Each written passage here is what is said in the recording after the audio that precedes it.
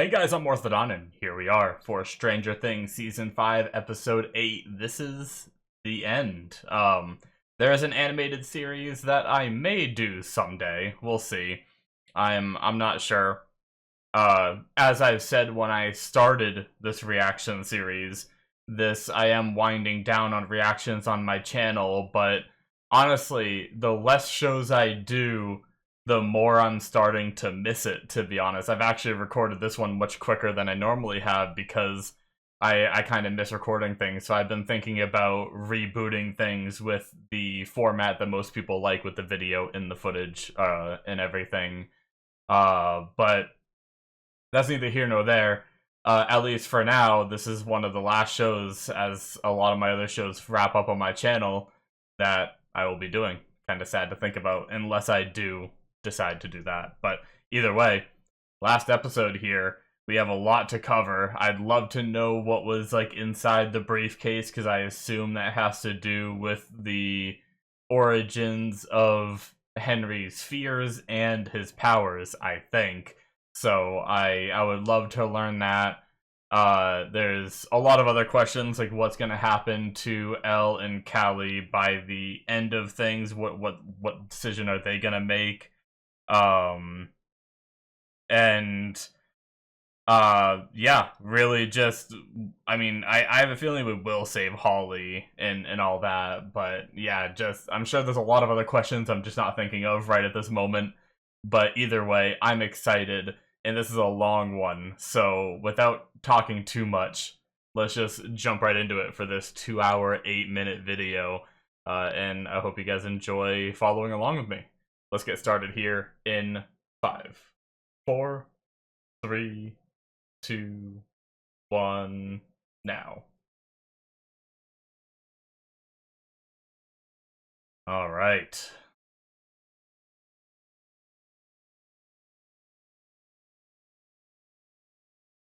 No coffee for this one either. I've, started back up on my diet. So normally I would do 2 cups of coffee when I wake up, 2 cups after I take a nap way later in the day, which would be right about now. But decided to only do my 2 cups when I wake up.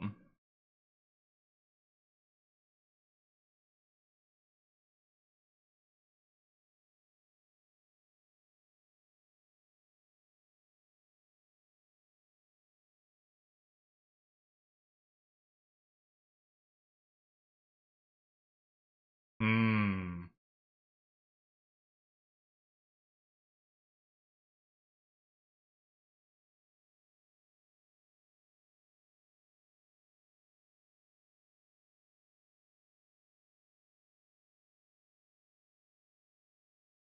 Just conveniently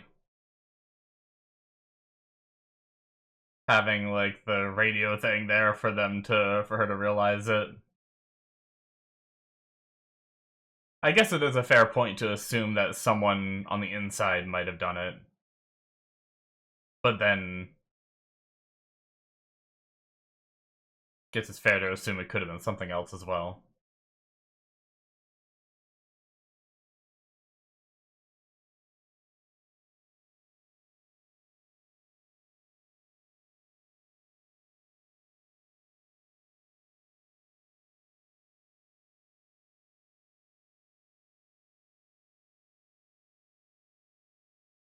Hmm.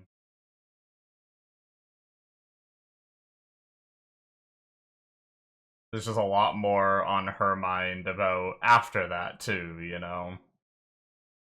Callie has a point where the military isn't going to stop. It's just a matter of what do you do about it.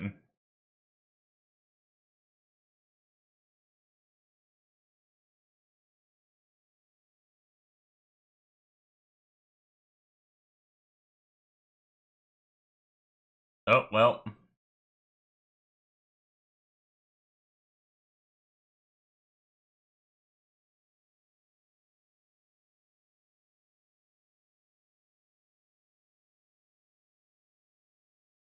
Okay, well.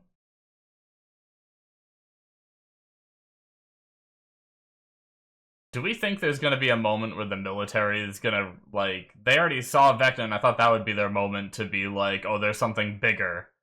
But they just still somehow assume it's her. Crazy to me. The lack of information.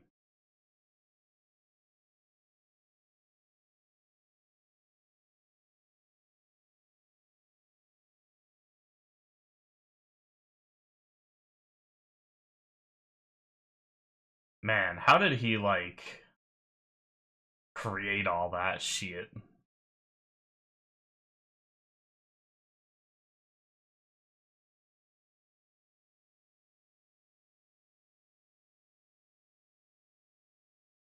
Alright.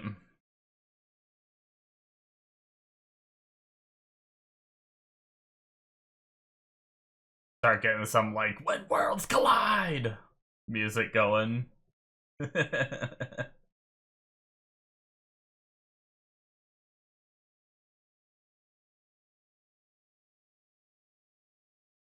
Here we go. The final little intro.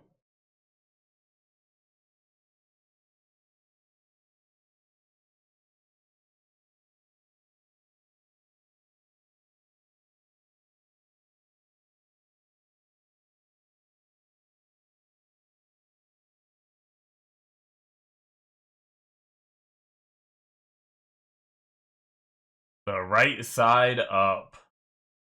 Hmm.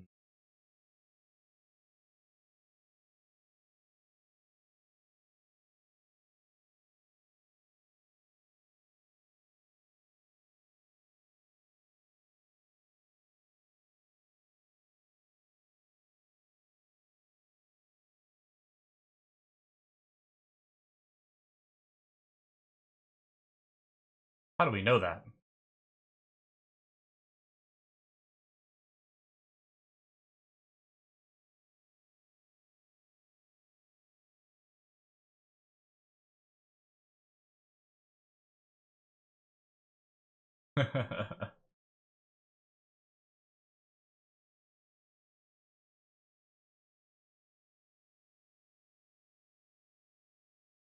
Wonder if they're gonna get found.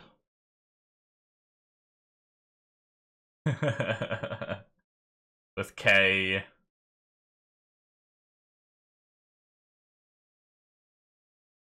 Damn. She put it together that they were there?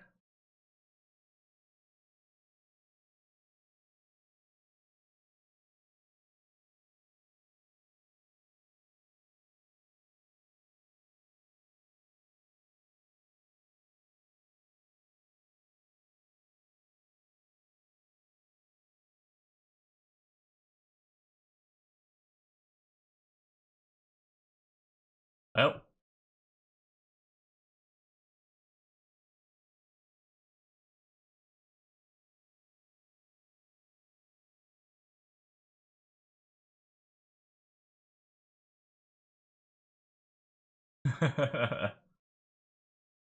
Lights are flickering because they're there. Gotcha.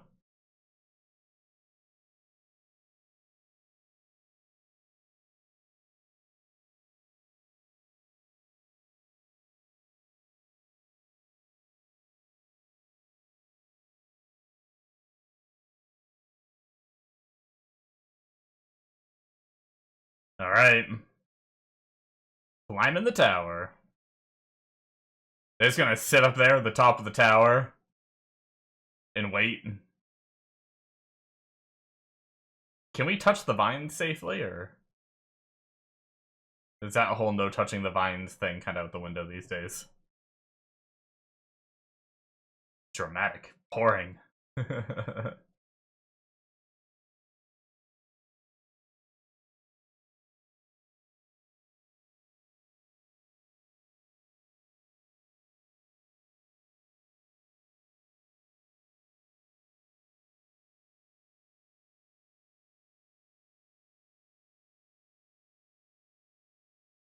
Hmm. Kind of interesting. Were they putting gas in a generator? It's really crazy that this world was like snapshotted from Hawkins and has like generators that would work too. It's kind of crazy to think about.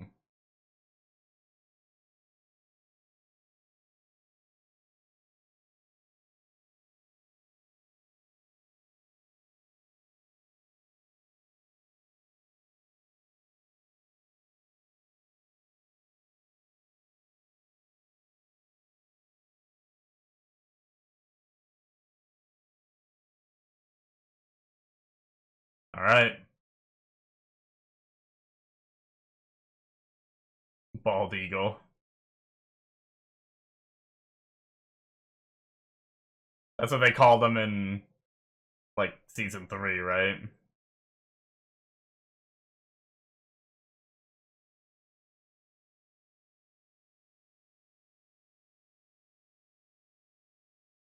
Man, I know it was sealed off, but that water looks so good for being in the Upside Down.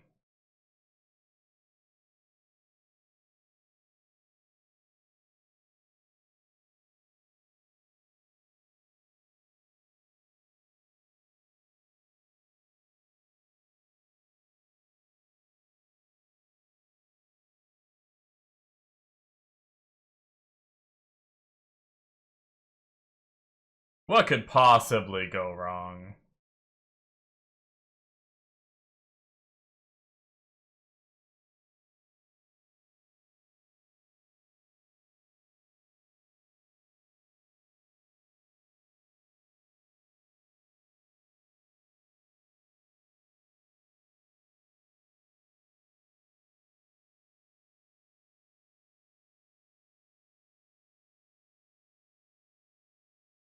Hmm.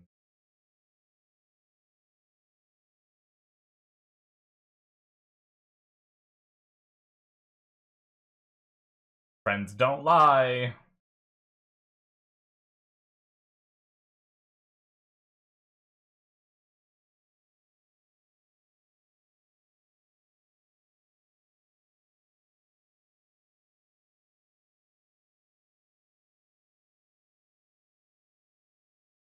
But was it a lie? I don't know.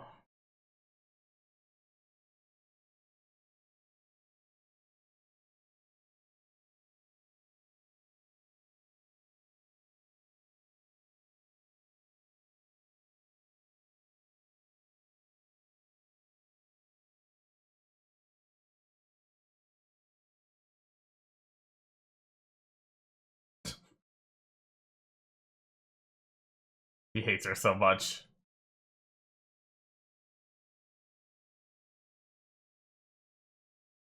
I doubt it, but it would just feel funny in his mind. He was just like, I wonder if I could kill her now without, Elle realizing. It's a fucked up thought. I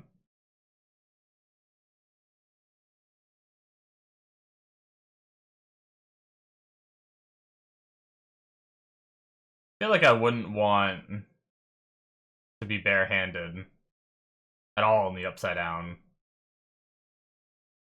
I'd want gloves.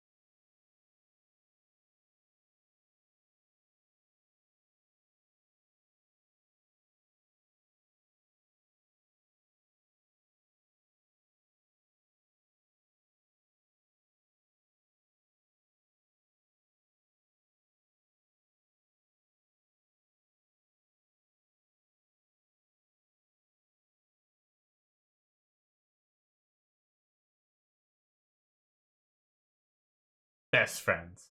Yeah.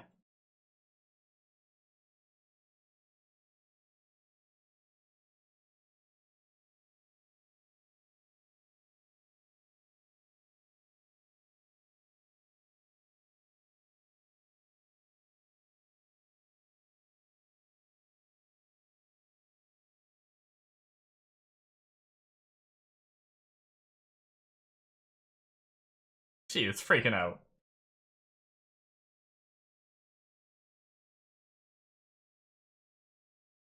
Excuse the shit out of me? Uh-oh.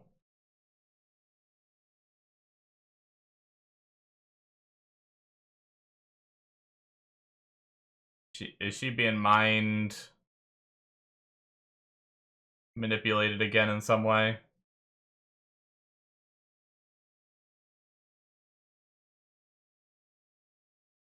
She walk? Uh-oh.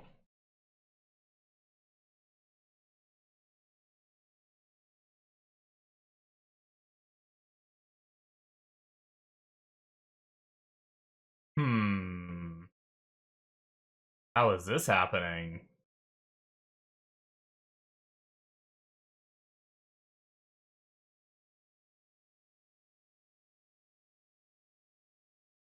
Questions.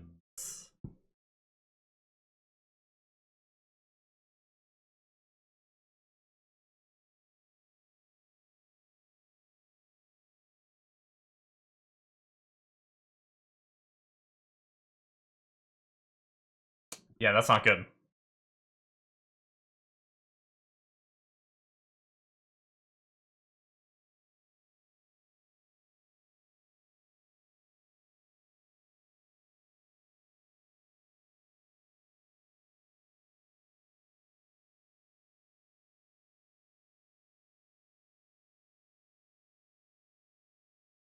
Whoa, she's in the...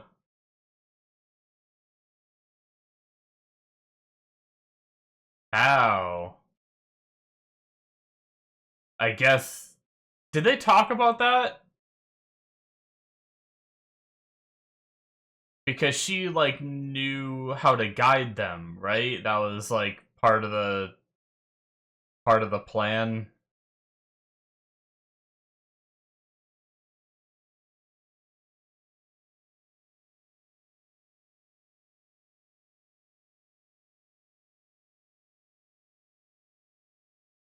But I don't really know how she got. We'll talk about it in discussion.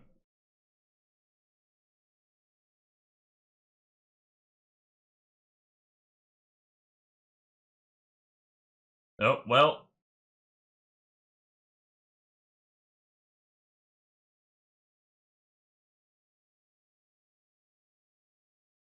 Man, it feels like it's already gonna be so close by the time it hits the tower, even.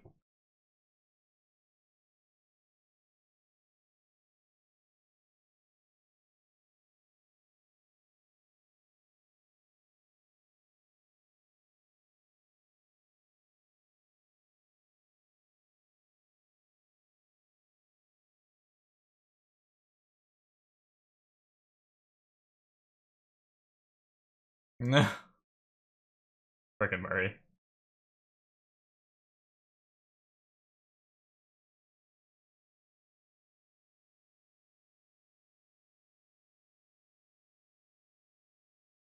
Everything is happening so quickly, I can't even imagine how things are gonna go wrong and then how we course correct.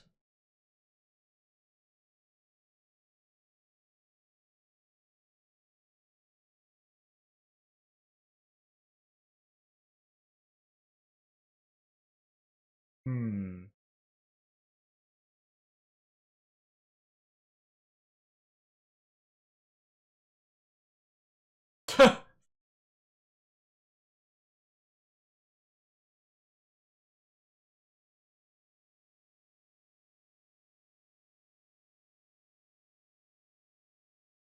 Wasn't there a whole thing that they notice you when you touch them, too?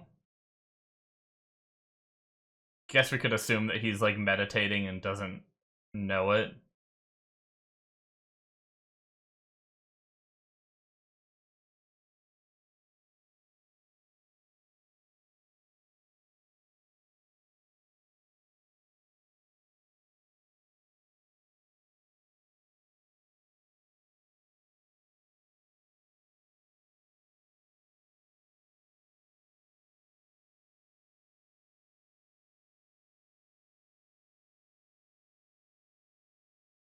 Okay.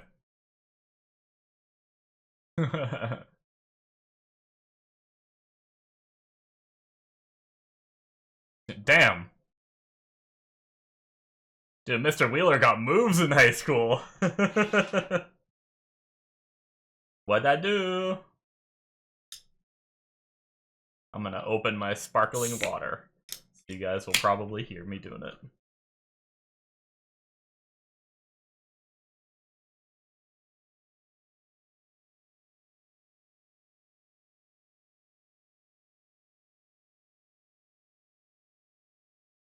Would make sense they'd come here after seeing the vehicle.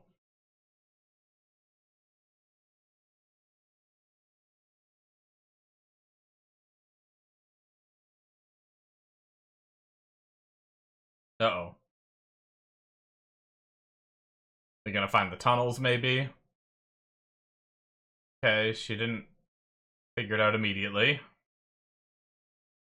I would get away from the wall, honestly.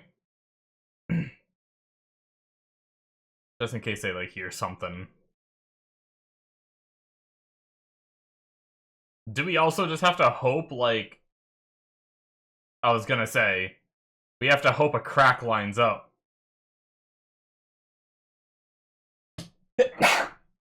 Excuse me, sorry guys.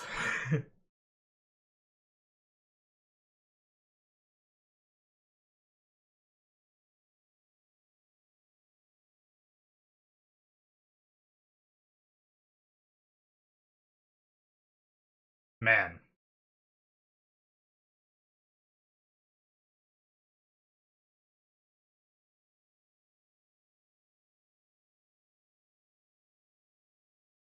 In like a talent show.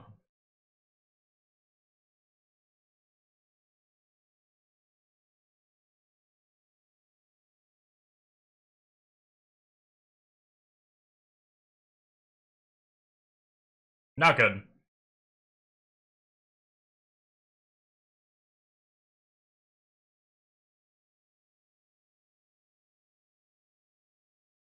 Man, they needed to be in position sooner.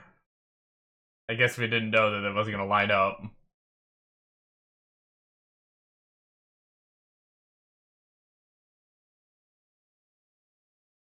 And the peak of it's gonna start poking.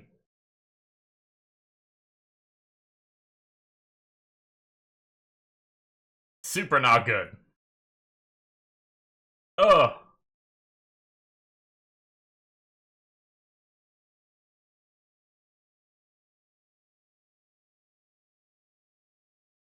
Well, maybe if we get lucky to, like, bend the tower in a certain way that it goes through?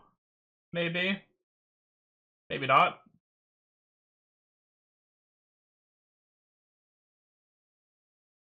Whoa!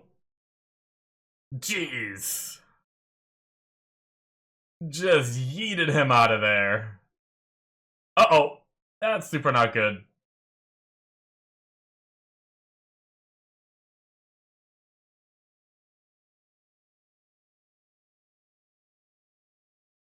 Well. How do we stop that from happening? Oh, someone grabbed him. Of course. Oh, I should have said it out loud. My first thought was Jonathan.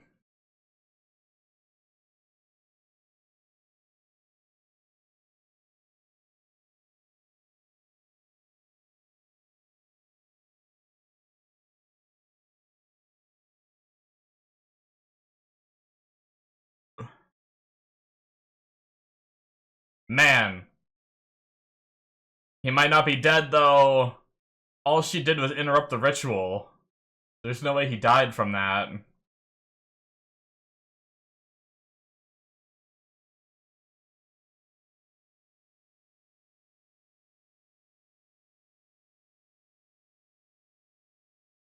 Can you? How do we prove it?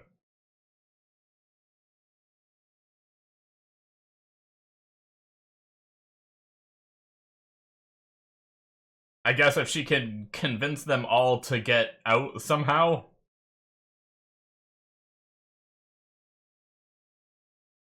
They'd see them being wrapped up in their cocoons with shit in their mouths.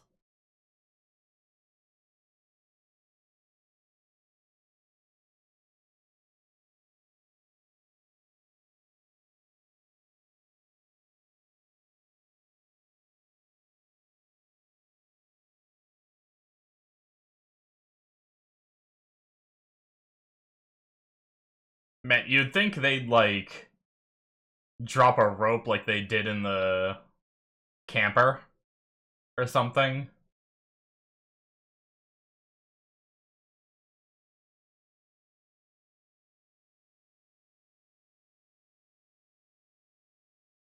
The Abyss. Would be pretty sick to see this, though.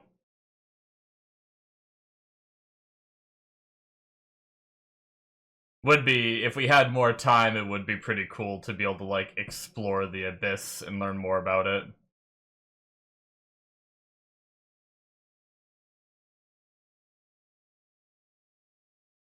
He mad.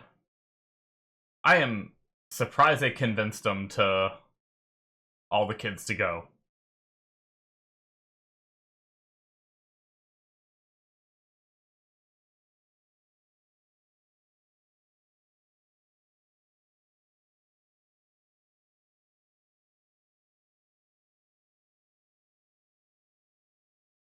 Or are they in the next room to realize that he's... Oh, Callie! No, Callie!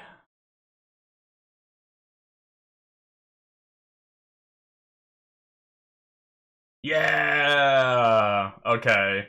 I was gonna say, or are they real close to be able to see that he's evil?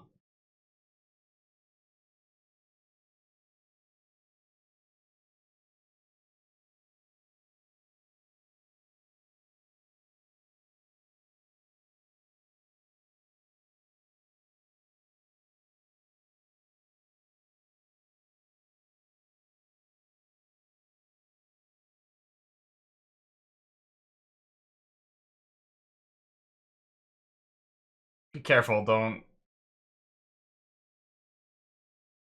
I was worried she was looking at them and was gonna clue him in. Oh, well.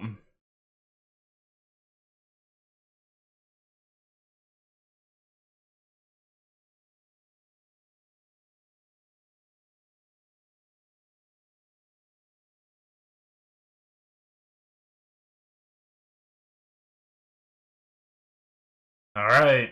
That's one way to convince him. I was gonna say, the fact that she got all of them to just run away and leave with her, to just say, like, hey, I'll show you proof later, makes more sense if they do it this way.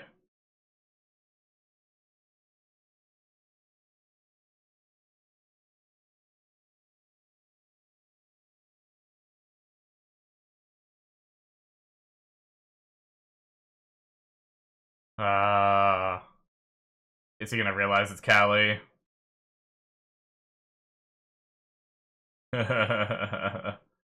Well, they were here.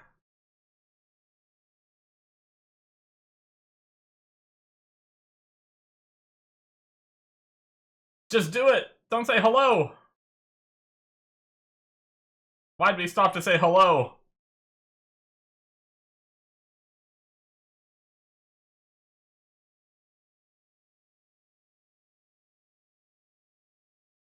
Ah, TV show bullshit. Let's have a conversation before I kill you. Oh shit, I ran out of time?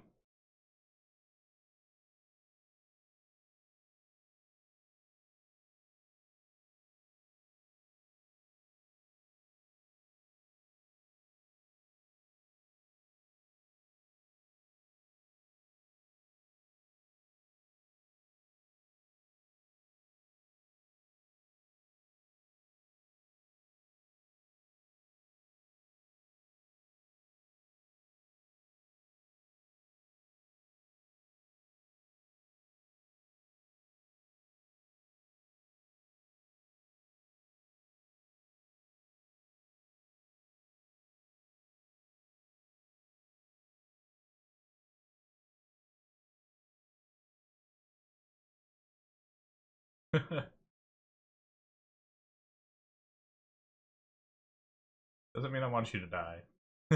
Yeah.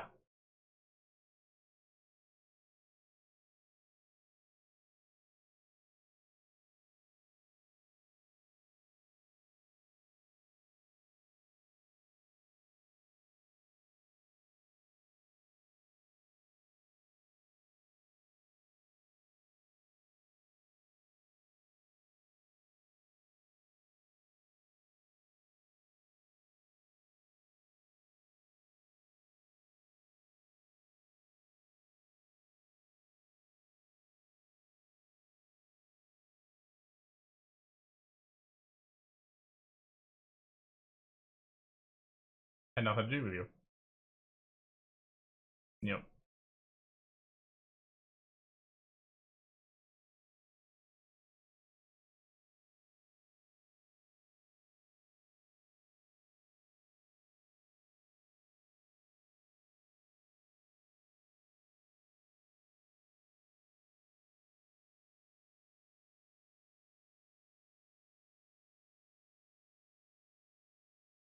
Hmm. Trying so hard, though. I mean, I guess could still try.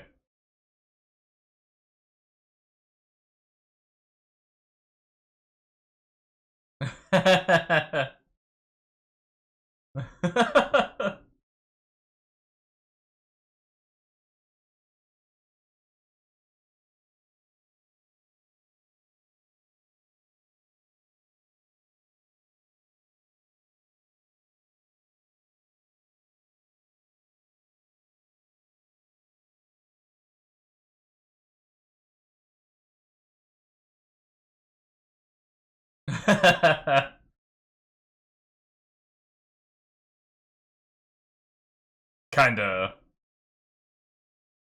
That was an okay scene. Oh, well, they found it.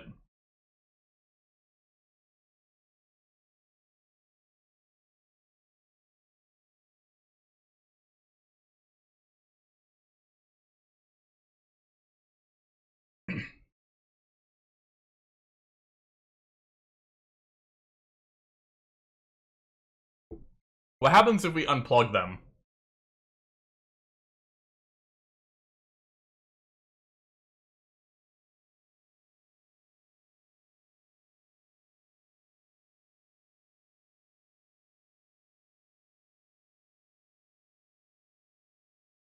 Uh-oh. Oh, okay.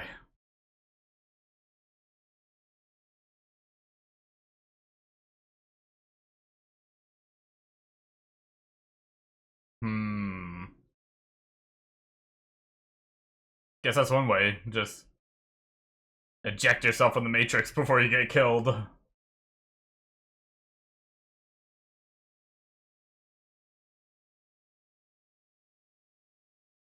Radio's not working all the way into the, abyss.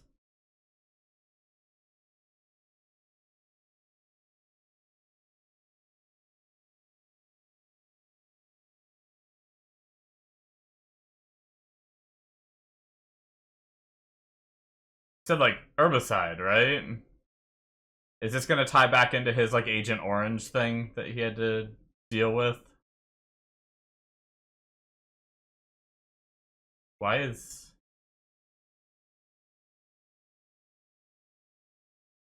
What? What is happening?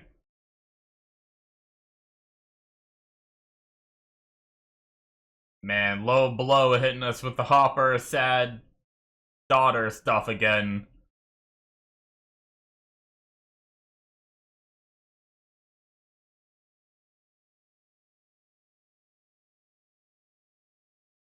I hope they're not gonna do some bullshit where, like, suddenly the Upside Down is toxic.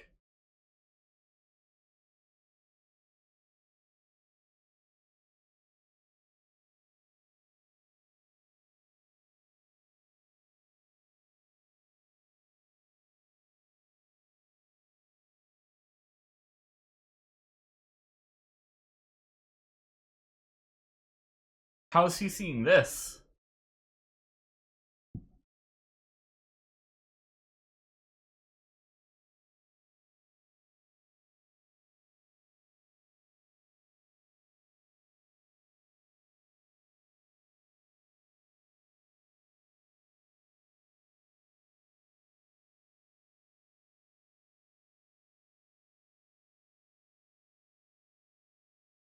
So it's just Vecna fucking with Hopper?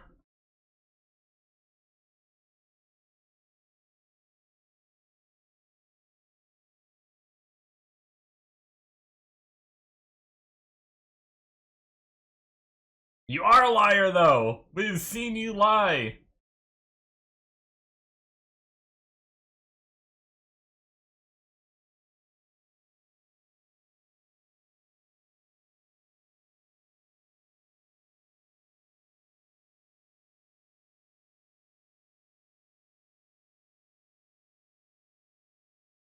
Well.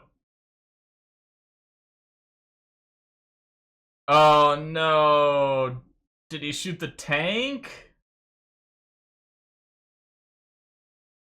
Did he shoot her?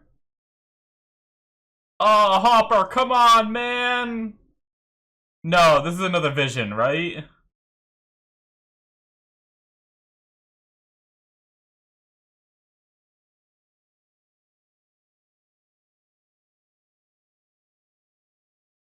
It's gotta be another vision, right?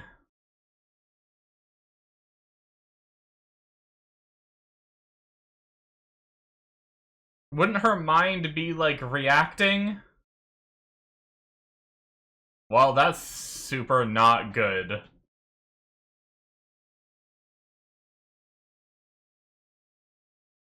Well.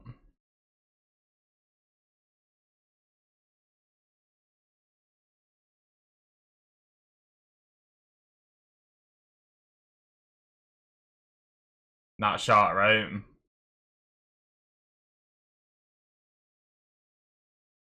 Frickin' Vecna mind games, man.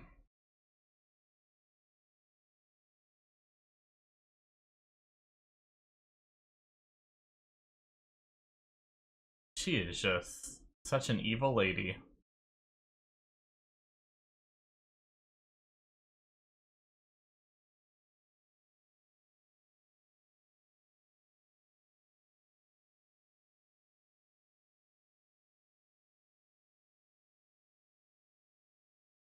Well,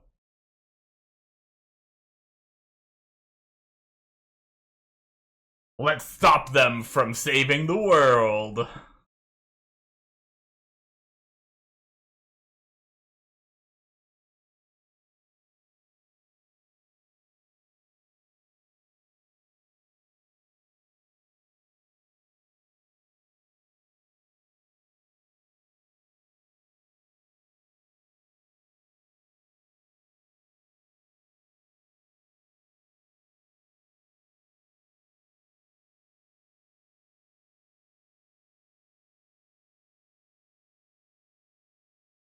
Yeah, if they stall long enough.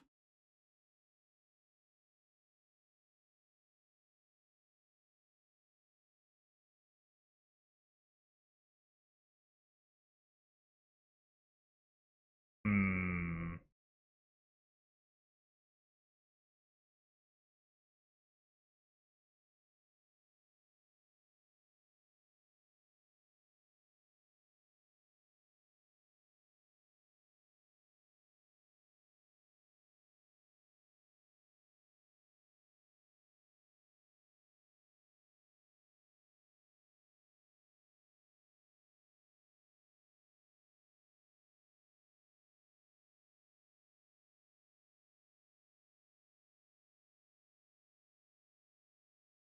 Well.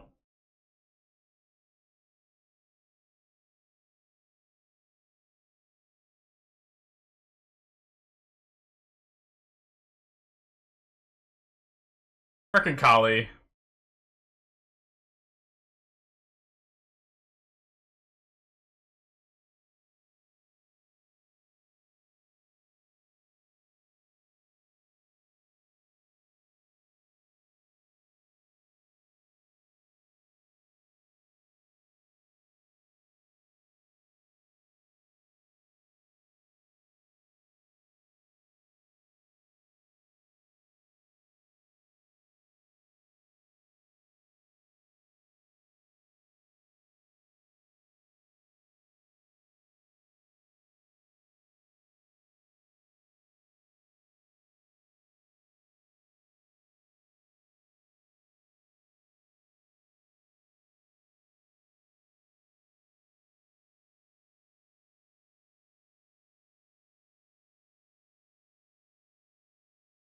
Hmm.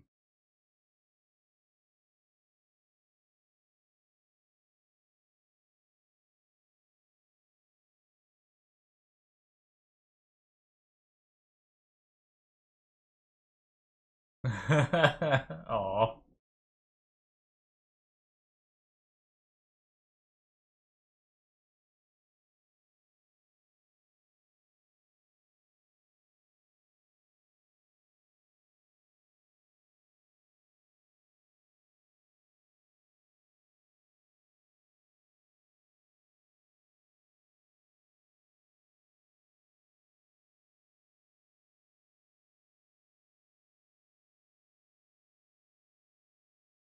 The military is here to ruin the plans.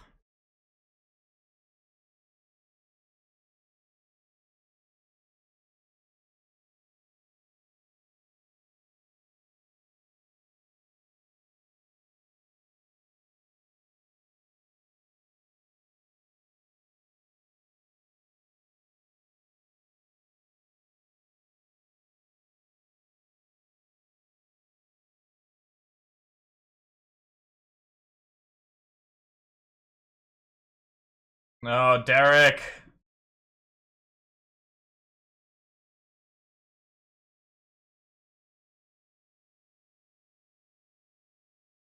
Well,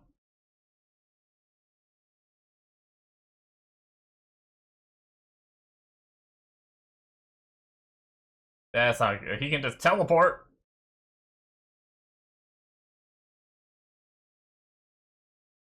He is running. Oh, not Holly.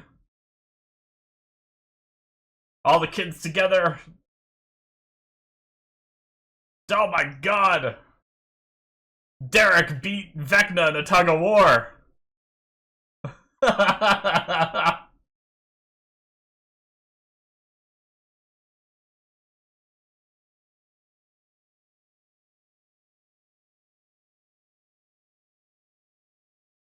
Unless he overcomes his trauma.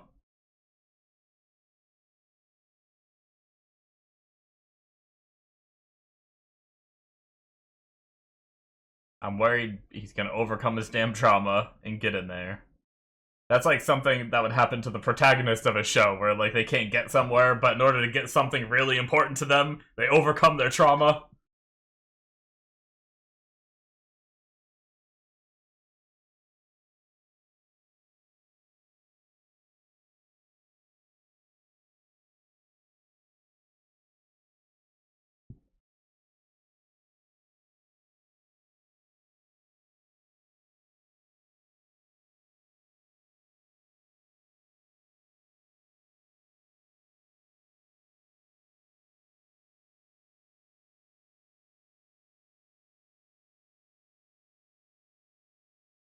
A flare gun. Yeah. I was gonna say, that didn't look like shotgun shells on the bandolier. Uh-oh. Uh-oh, he's getting close to the hive mind. That's not good. People pay attention to Will! He's seeing through his mind.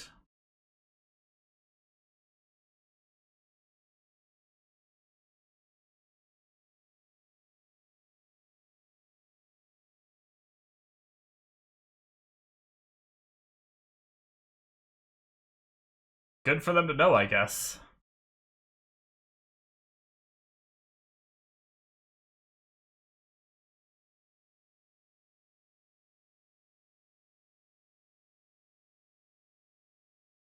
We're gonna maybe learn.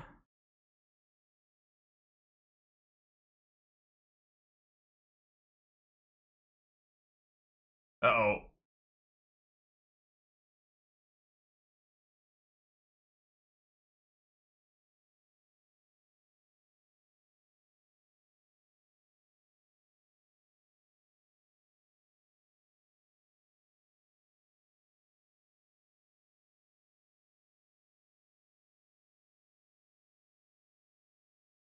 I hope he's actually making those noises and they can hear him. Oh. Okay.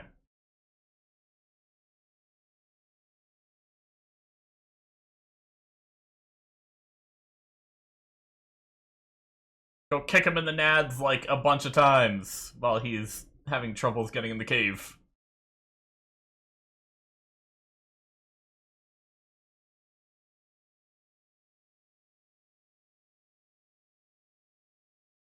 Well, I guess the next set of traumatic places, they know exactly where his trauma takes place, right? Out here, they know exactly where it is to that mine shaft, right?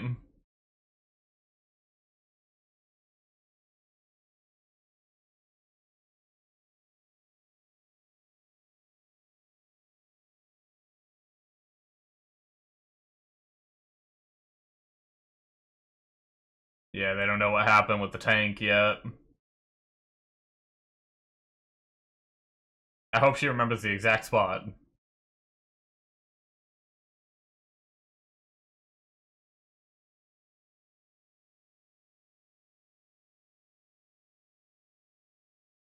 Alright.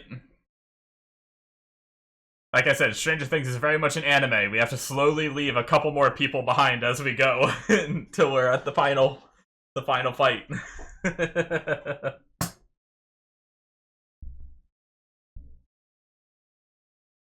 Very anime.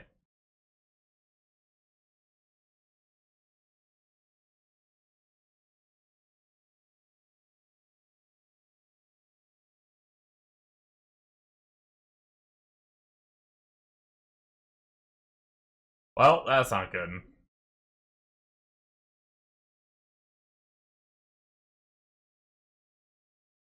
But do they have that shit on a helicopter?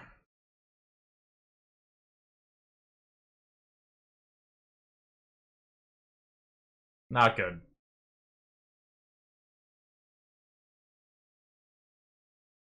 Oh no, Callie! I'm not surprised by Hopper's choice, but damn.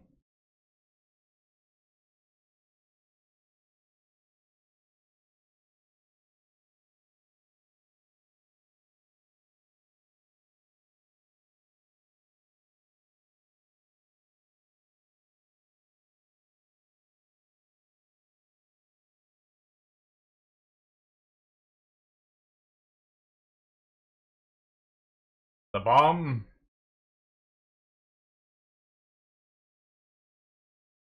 We need that for the exotic matter. Hmm.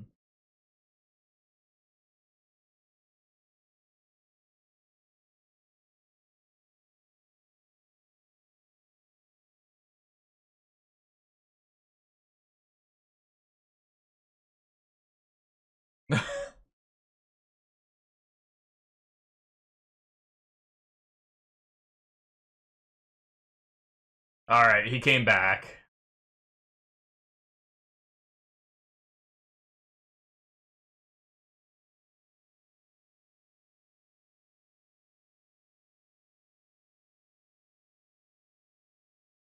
Oh, well, of course. This guy.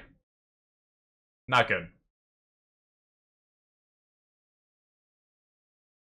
I'm kinda sick of the comically evil military. A little bit, I'm gonna be completely honest. But it's fine. I'm just trying to accept it.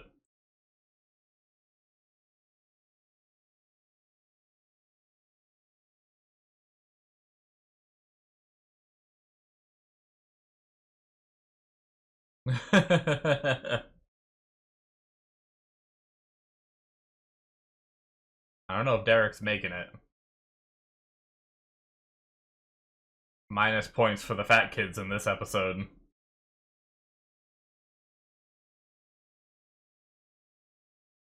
She gonna try to fight this time? When she didn't before?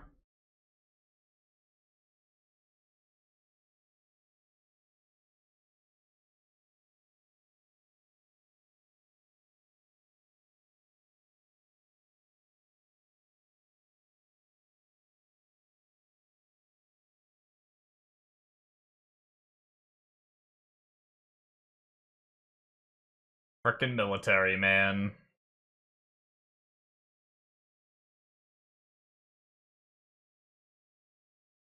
What are you doing, Murray?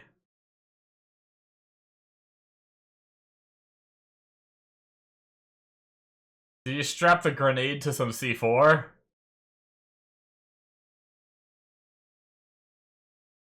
And he's gonna throw it at the helicopter?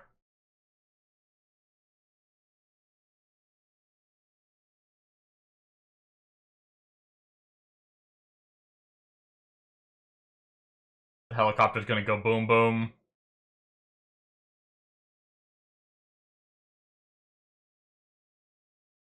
You crazy bastard. Dramatic slow-mo.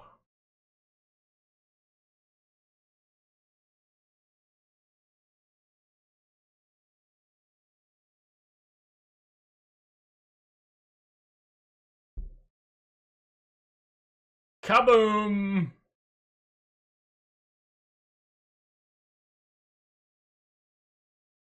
Oh, did he miss? Oh, I'm worried that he still hit. Guess we'll see. She could be hurt, but not dead.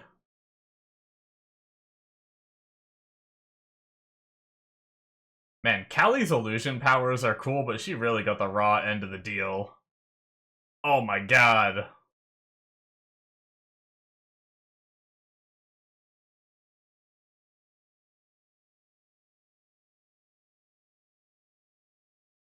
Well, one hell of an end for this guy if that's how he goes. Goodbye! Damn! I feel no sympathy for these comically evil... Aw, he did still hit her. That's a pretty bad spot.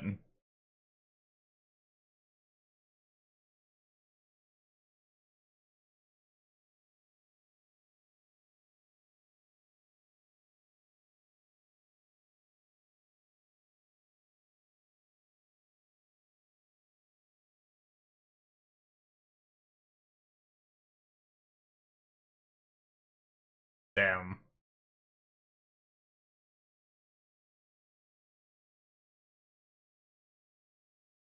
That sucks.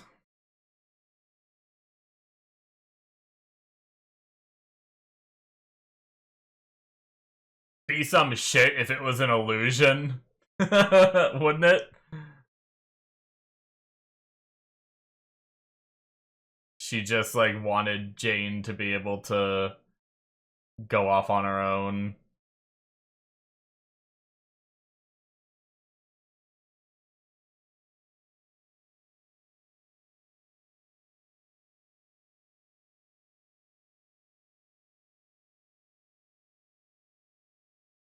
Damn. Oh.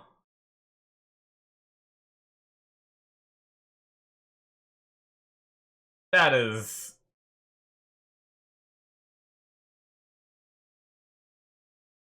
Wonder if they were to kill him. Oh, he's seeing it.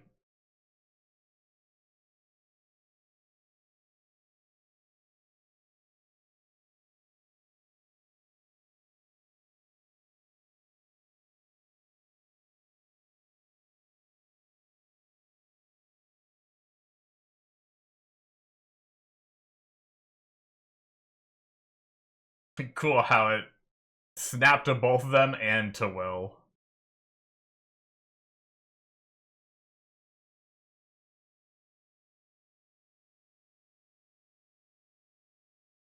Okay.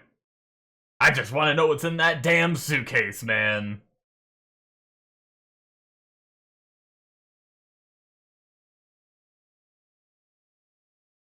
Man, we're only, like, not even halfway done the episode.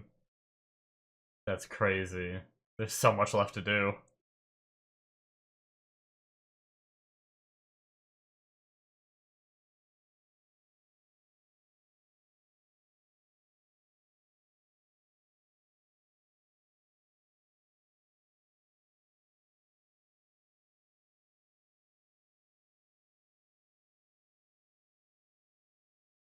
I'm glad Murray, like, went from his goofy self to, like, super serious.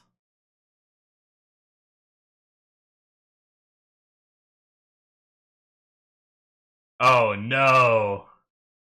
Yeah, I literally, it's a platformer.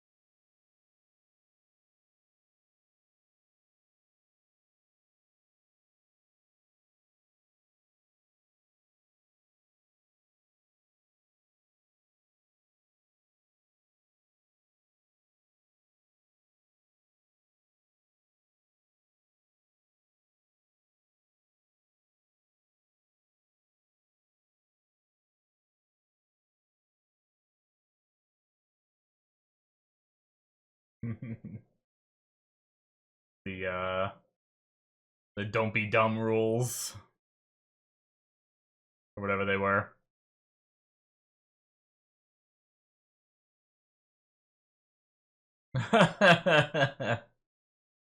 Oh.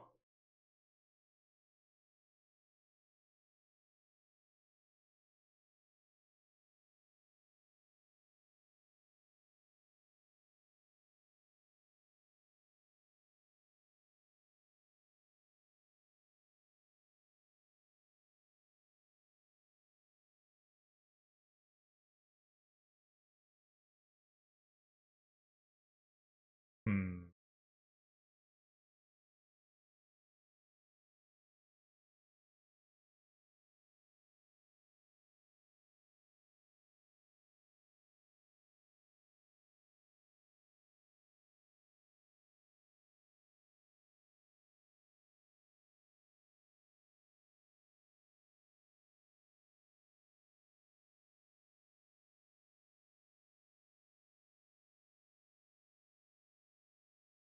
Well, that's not saying she's gonna stay.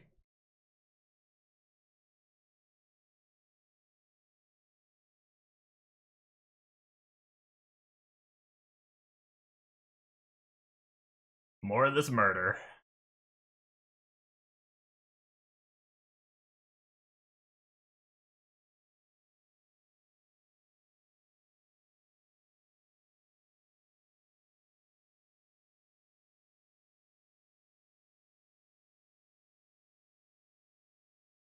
What was in the box? What's in the box?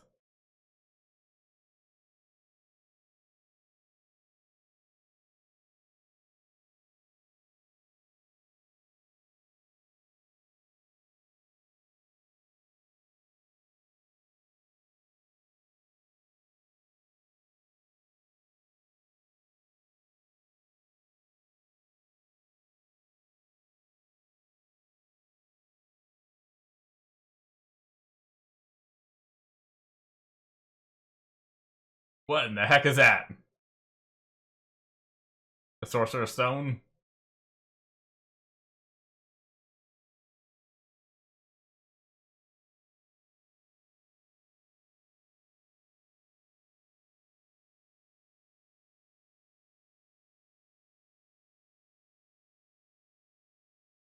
Oh.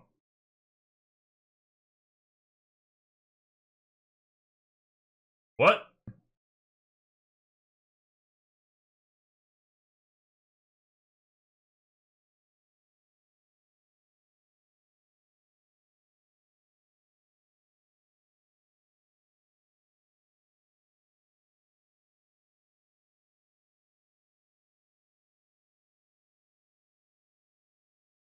Dude's still alive.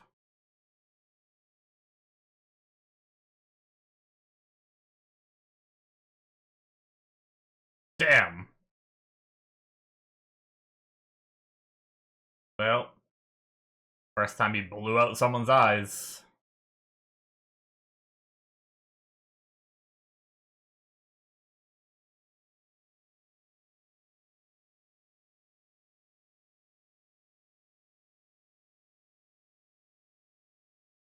Hmm.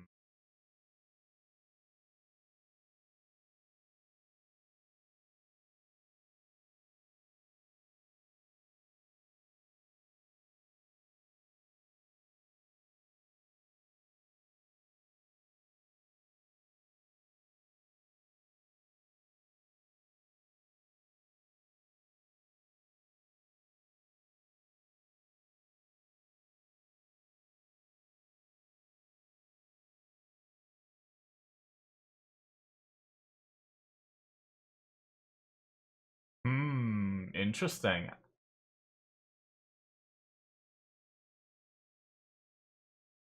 Kind of like that in a way.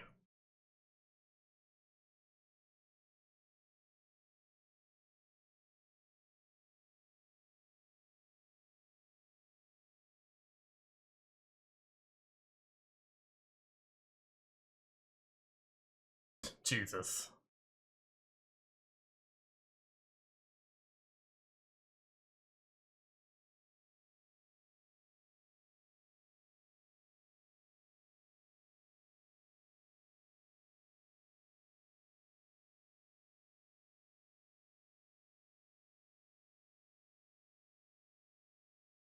Is that true, or does he just think that's true?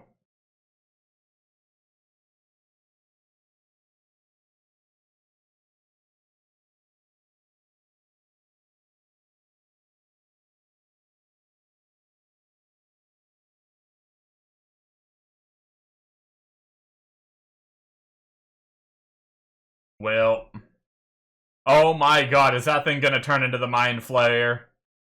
Thought it was like hands, but it's gonna come out like legs. Oh shit. The heart thing is its heart beating that he's like jacked into.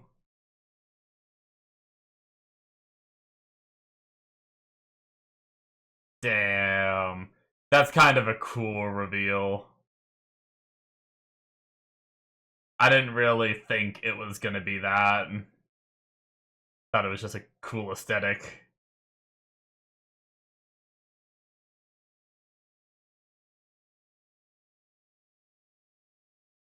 Damn.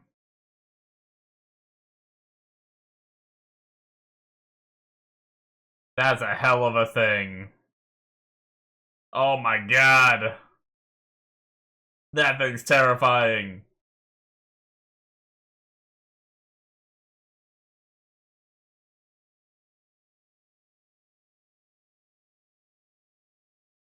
Damn.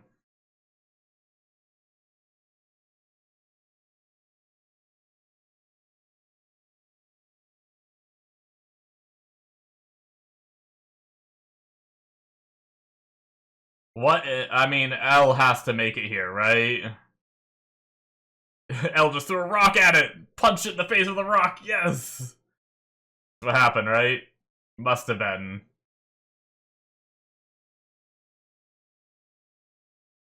Yep.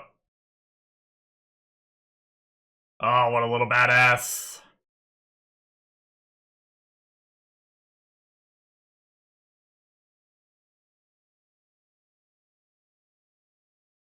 Maybe flares, fire. The one thing that's always worked against the Demogorgon, right?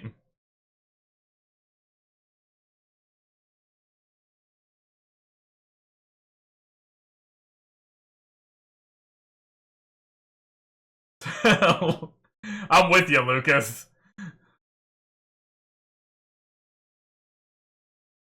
Damn. What a badass, man. Oh my god. She's just going in.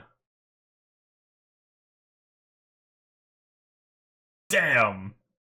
Just unplug your ass.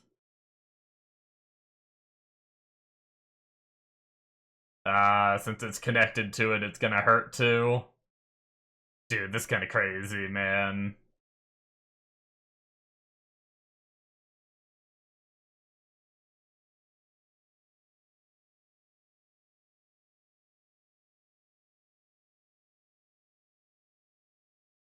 It's like the games they played. Trying to push each other when they were young.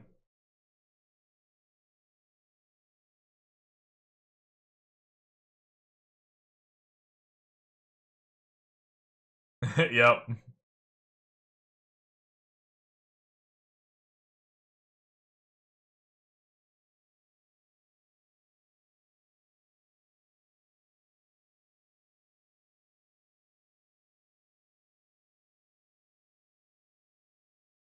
Frickin' Nancy. What a badass.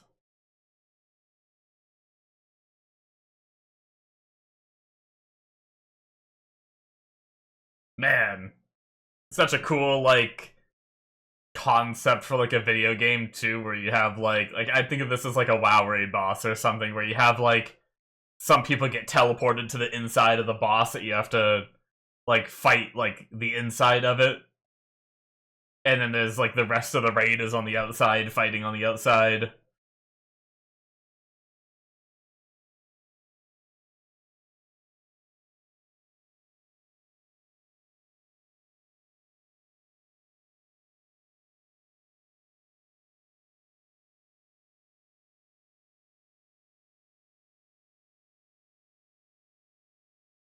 Get into position.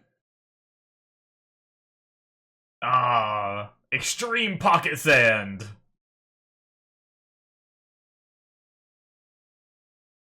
Where'd I go?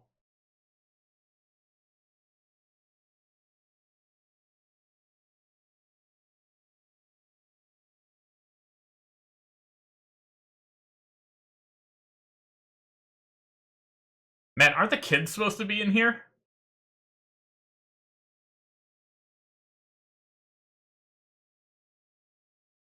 Jeez.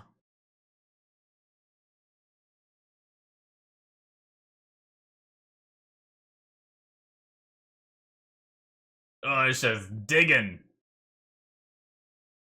And she is about to be back against the wall, yep.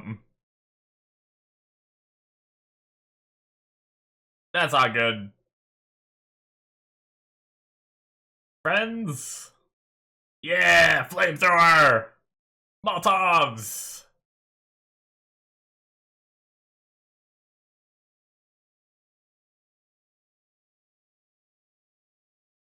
Oh shit. Impale his ass!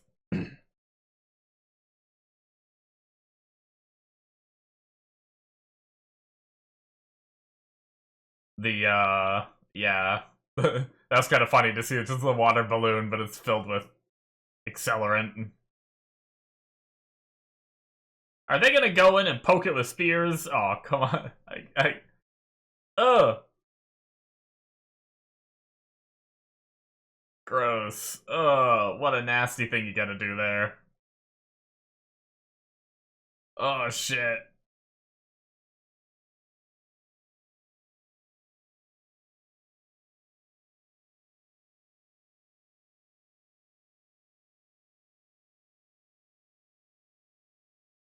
Oh. Is she stopping his hand? No, it's Will! Let's go, Will! Yes! Oh.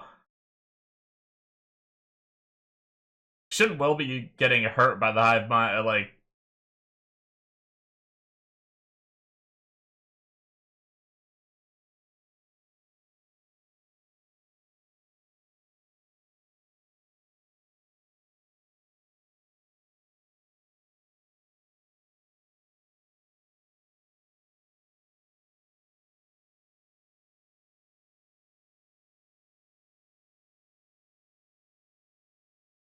damn!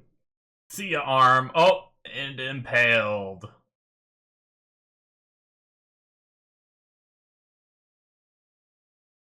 Shit, shit, shit!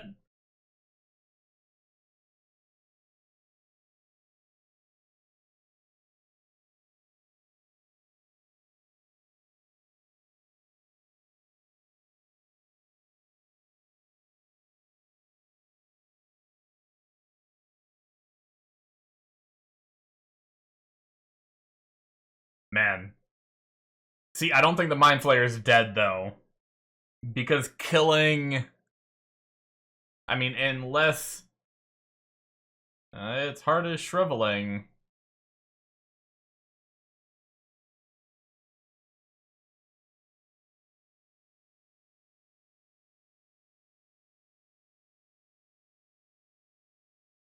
Yes, the kids were here the whole time. It's just... I don't think I saw them in any of the shots while they were fighting, but I guess it would be too much to try to do all the work for the fight and, like, try to, like, CG them into it or something like that, too. But I could be wrong. Maybe they were there and I just didn't see them. Sometimes I'm not good with those details, so...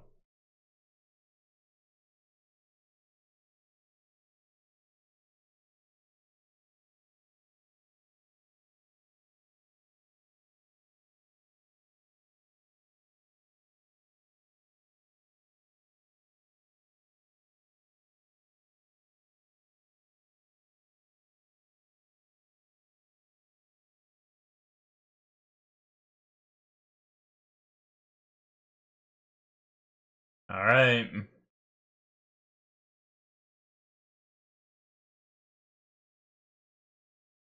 Only thing I'm worried about is we still have, like, just under an hour left.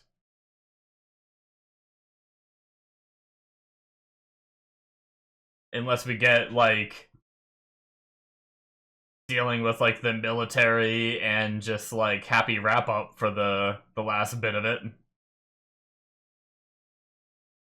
I guess we still need to get them out of here. We need to blow up the bridge.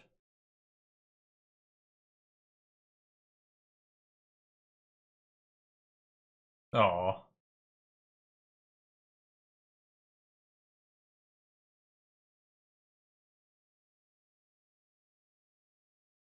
He's still moving? Well.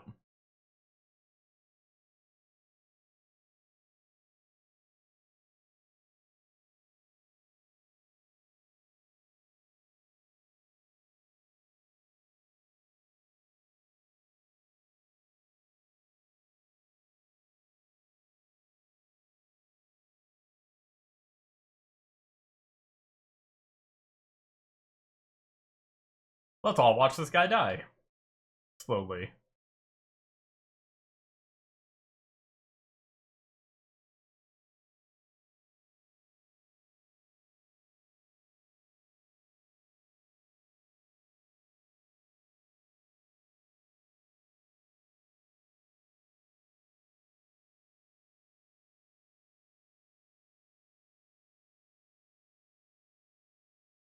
Ah.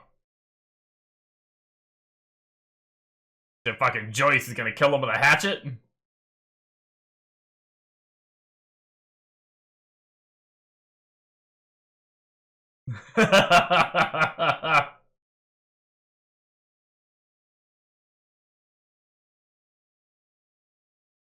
Jesus, Joyce.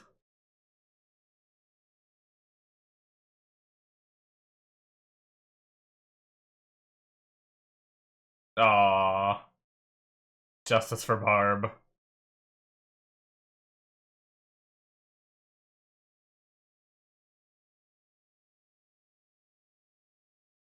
Man, they were so young.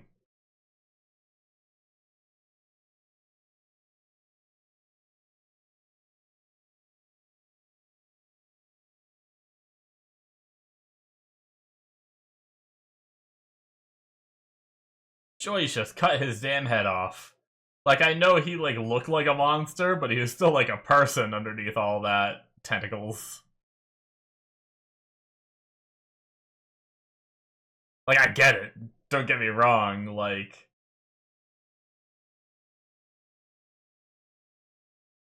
But damn.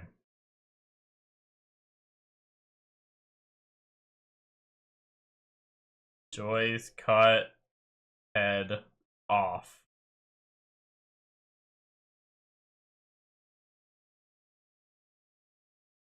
Okay. Now the question is, will Mind Flayer still be a threat at all, or are we just wrapping up? Any more conflict, or just cleanup time?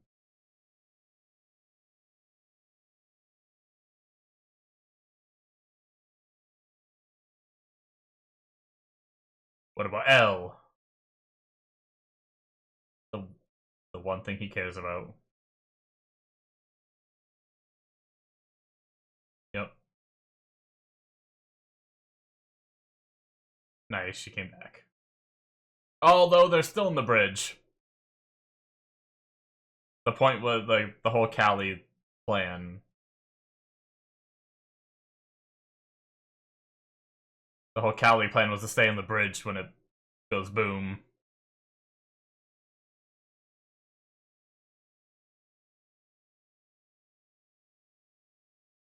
Okay.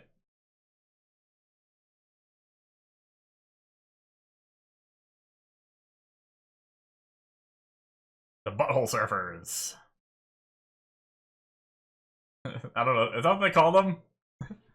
I don't know the band.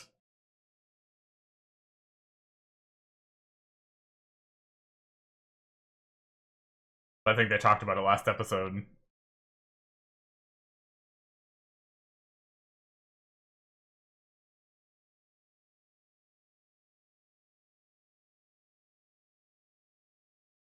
I mean, we still have to drive through the portal to get out, which is right in the military compound. So, I hope they thought about that.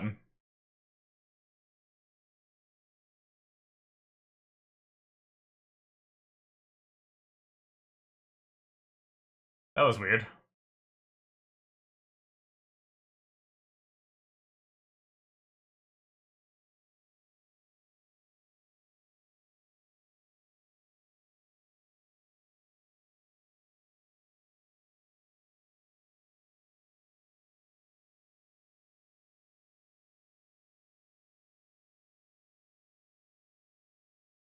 Oh, is that military? Oh, he took one of the Humvees.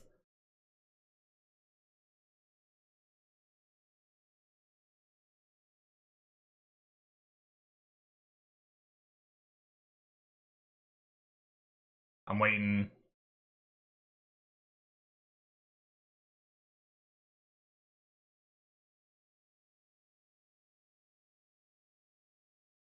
The portal gonna be like gone or something now that he's no, it's right there, okay. Yep, of course.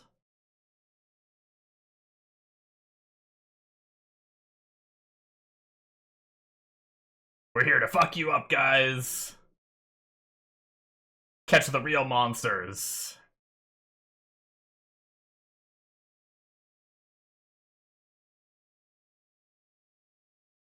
Frickin' military.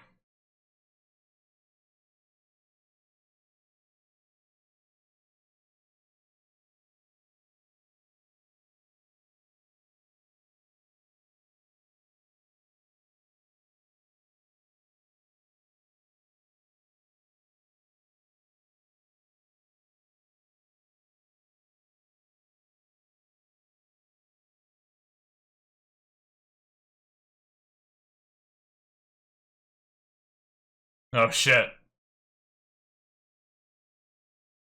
Where did she go? How did she get out?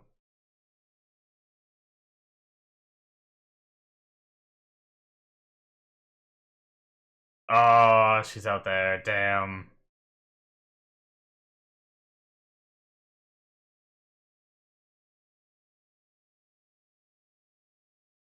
Oh, she's pulling him in. One final goodbye.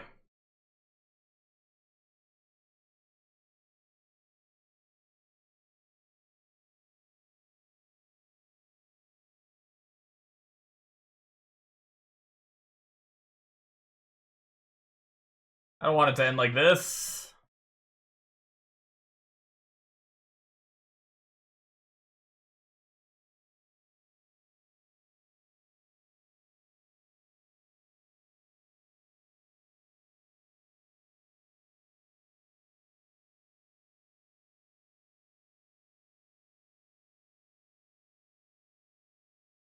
Uh...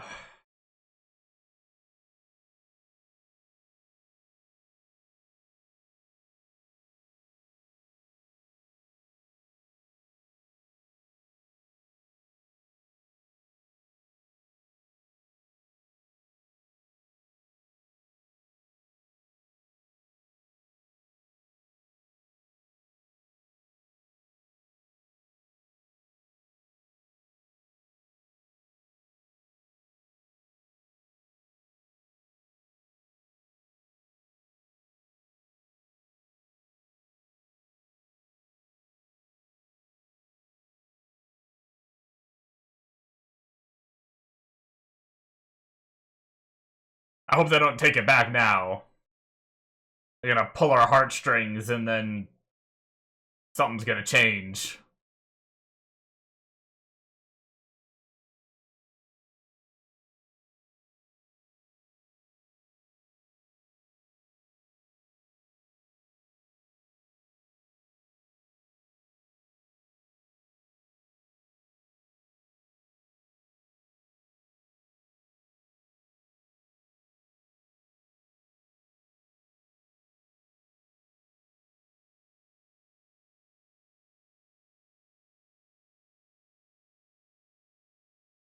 Man, frickin' military, man, ruining everything.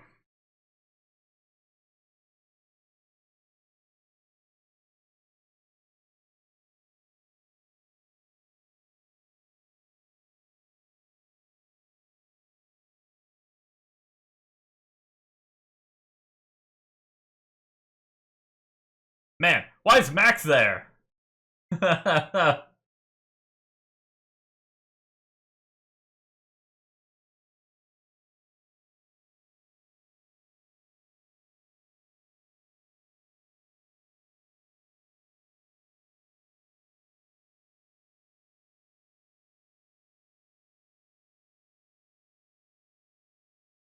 And there goes. Like, the shockwave, like, blows her, like, back through the portal. It's like, oh shit, I meant to stay behind.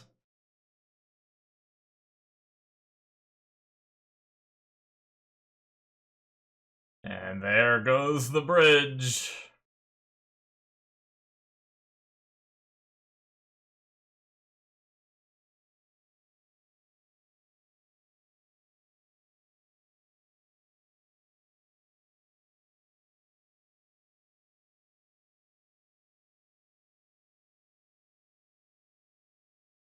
All gets wiped away.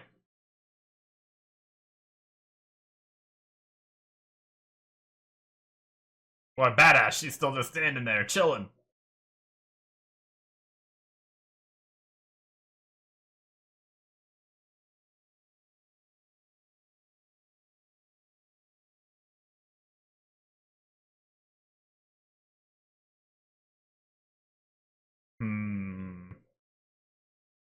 Something happen? Or is that just it?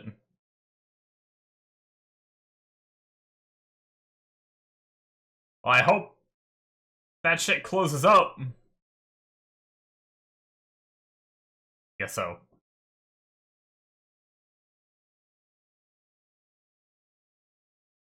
Well, damn.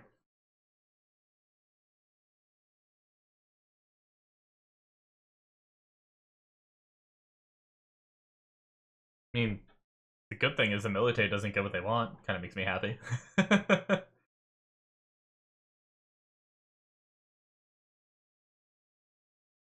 Just reverts back.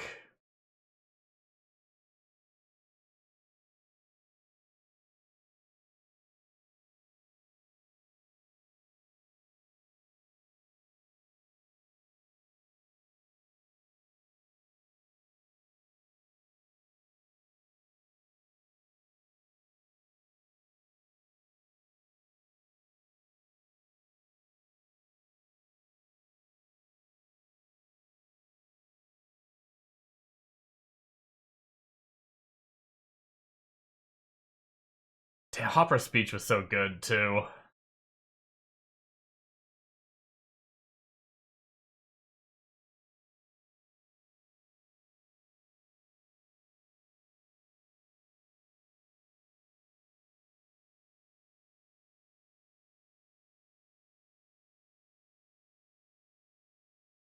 Uh,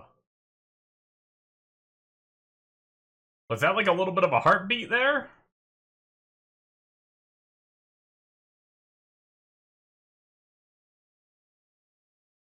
The Great Earthquake.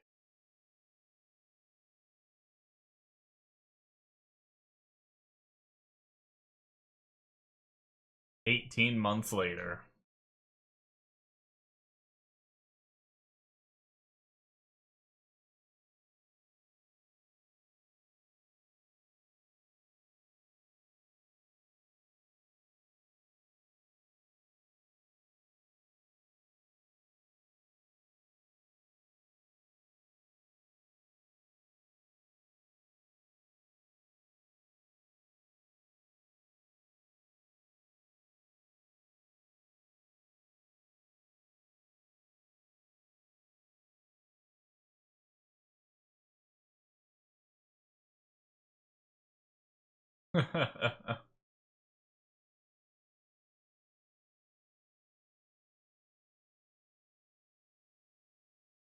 Oh. Wait, what happened to the girls? Well, maybe they couldn't evacuate them. They were in the Upside Down, right? The the pregnant women with the powered children.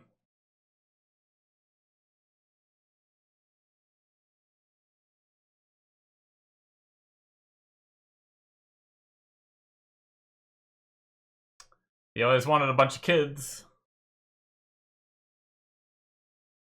Teaching, or coaching or something.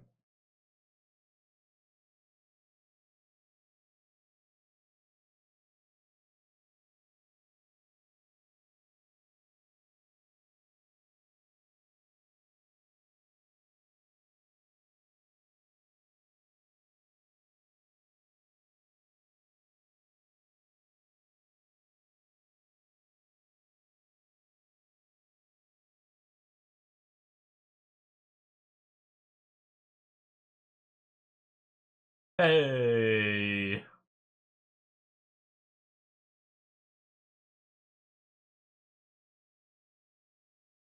Cool.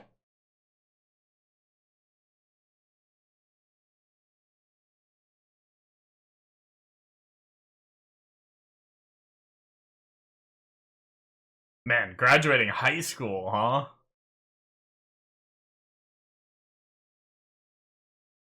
X. Physical therapy went well, I suppose.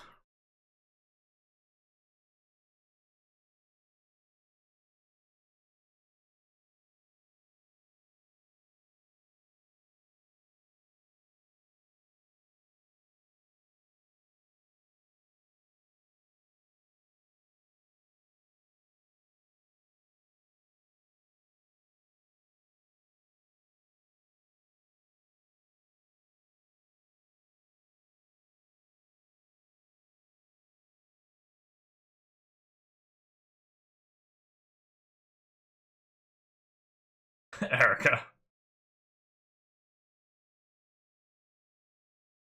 That's a hell of a smile, Dustin.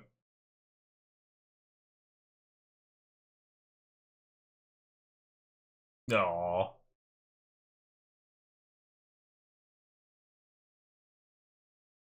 Is he going to college?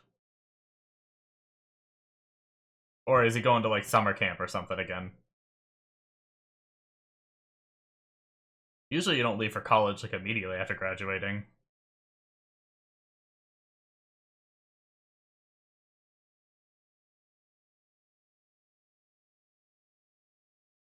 No, he shaved the beard.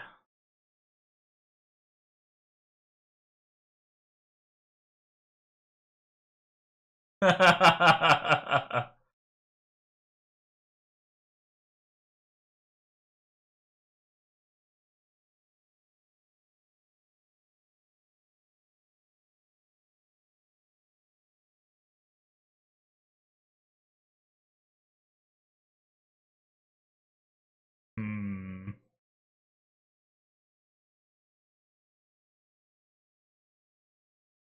Uh, Podium of Lost Lives. Is Jane Hopper on there?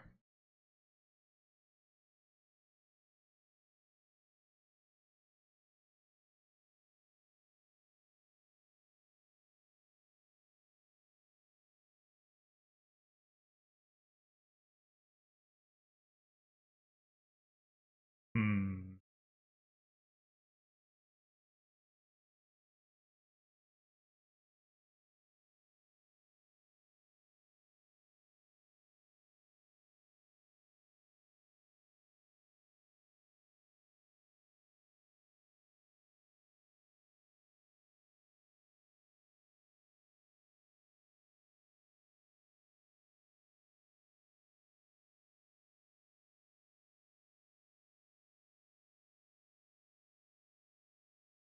Hmm.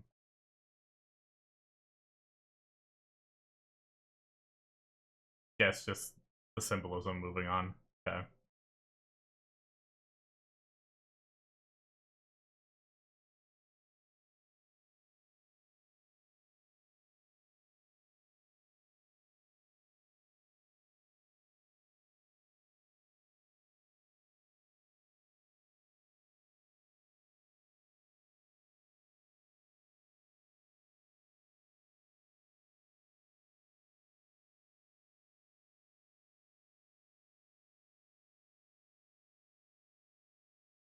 I don't think anything would have changed your mind, bud.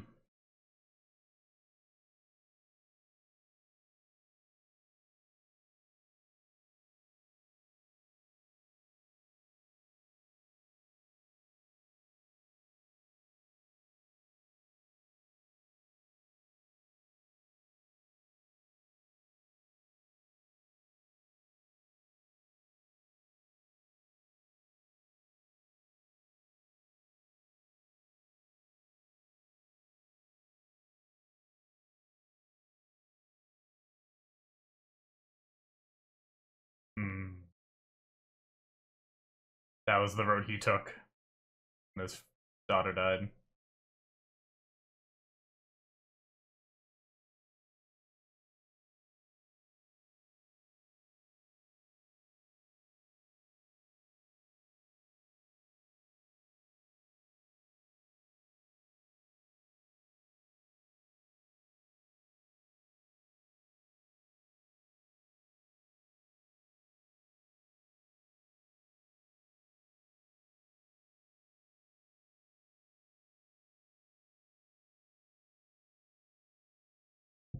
Man, Hopper has so many good speeches.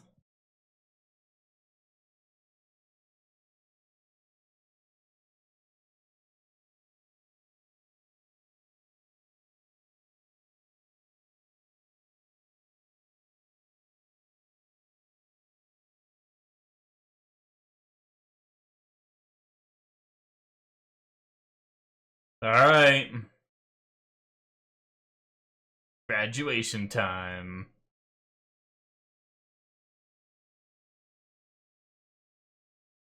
Man, I remember frickin'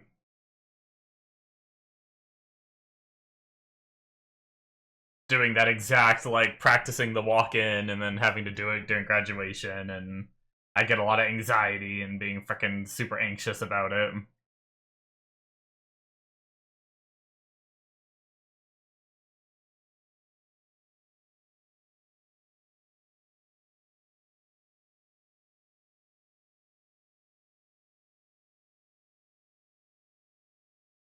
Woo! Oh, he showed up. Oh, look at our scar, yeah.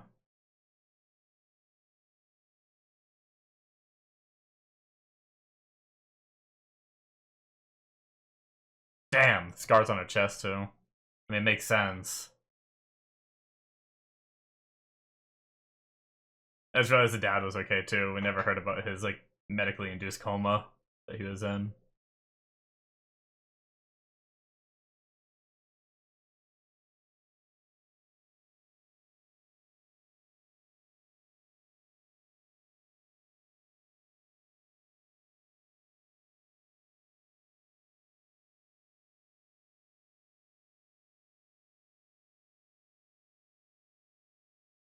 Dustin!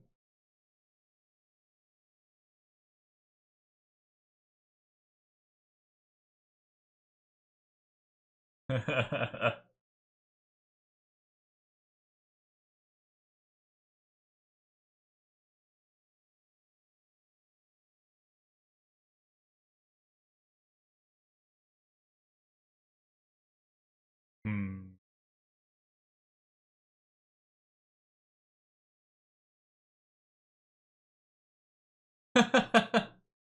Frickin' dad.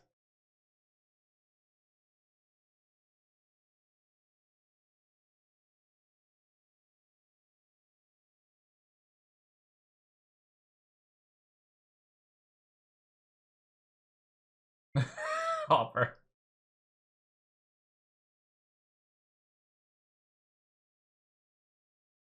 Oh, this is what she was working on.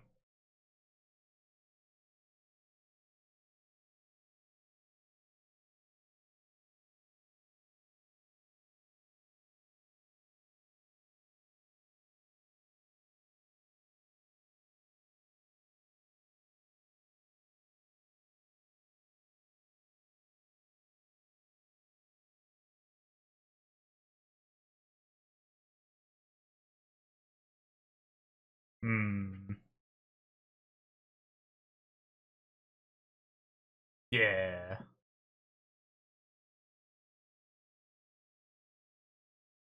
Delightful Derek.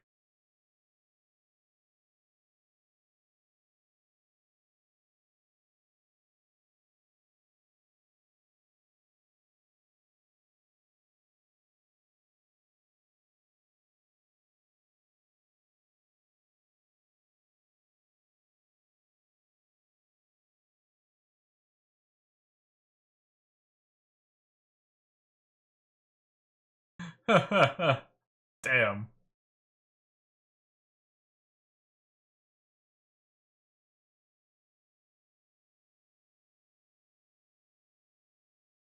He's so pissed. Oh my god, of course. Hellfire lives. The mom.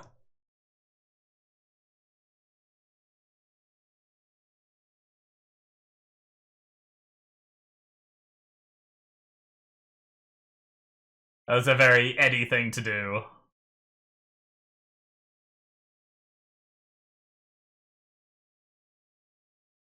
Nice.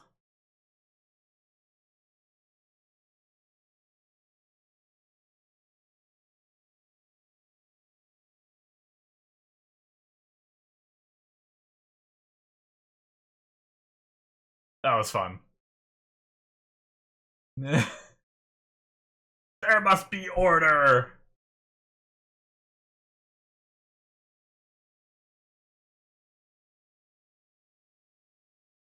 Hmm.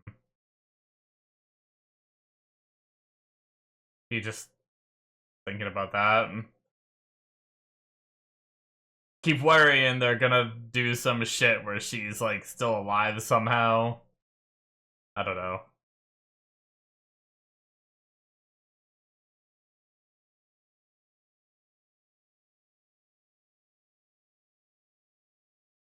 The girl that turned him down at the dance.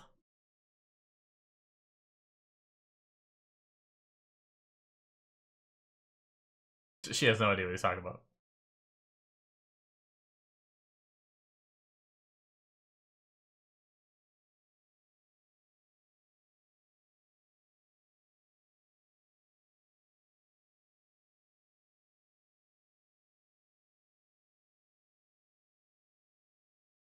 Breaking down those, walls of conformity.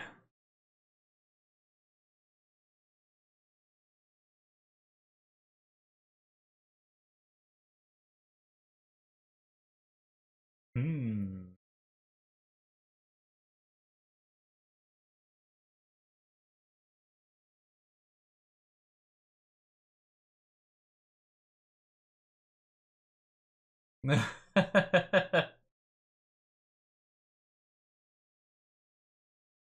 He's a small town man.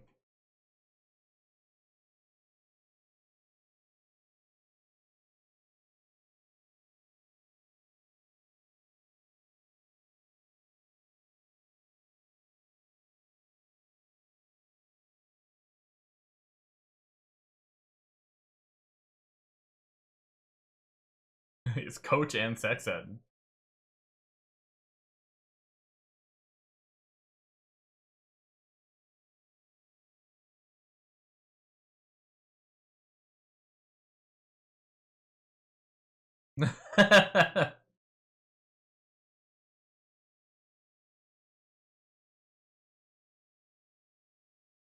Strict A policy.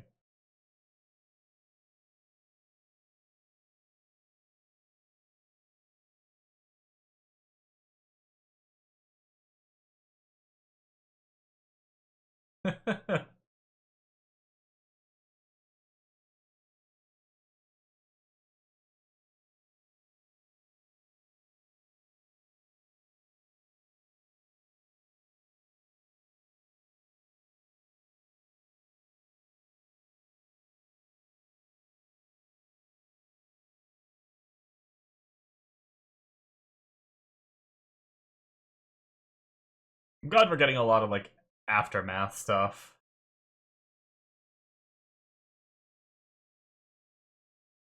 Oh.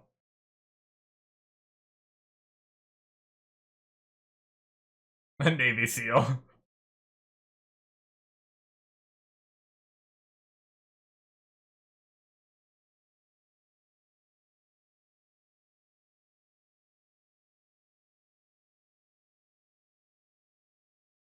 She liked a reporter role that she had before.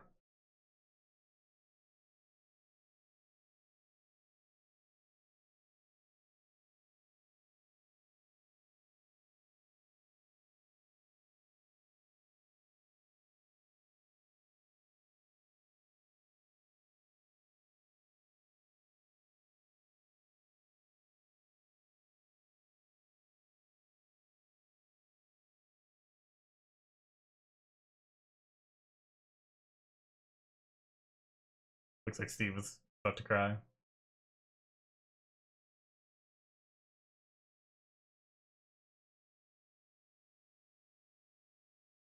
I wonder if in scenes like this is a little bit of the actors in there too.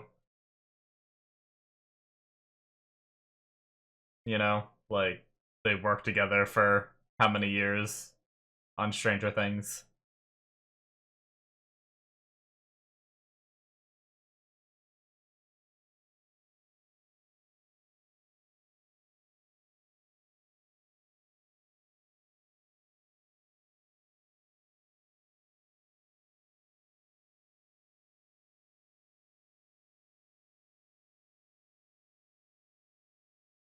Always Sunny in Philly.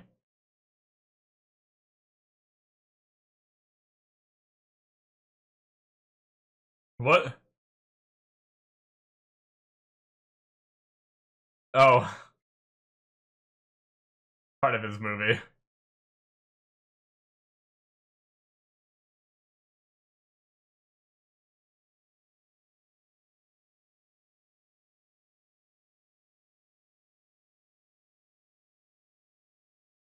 I hope her weird uncle is Danny DeVito.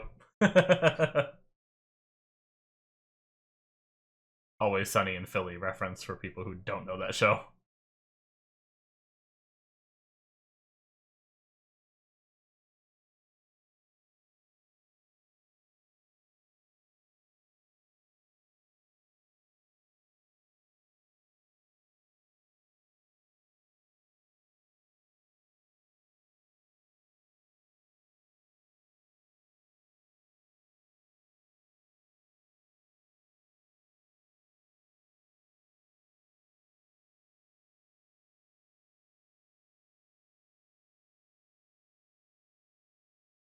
And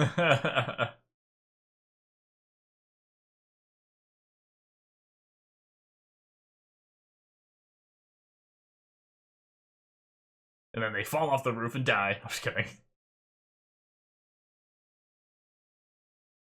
A nice kind of wrap up for those characters.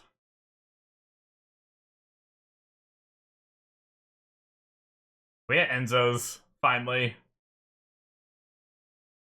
Joyce and Hopper.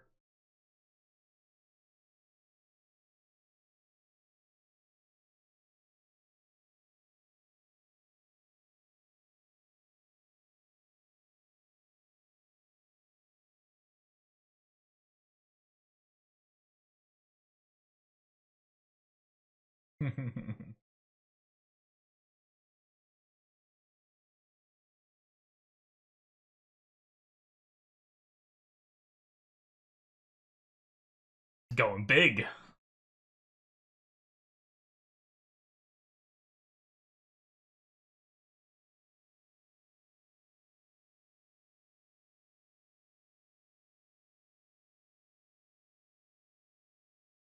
Any chance he'd propose here?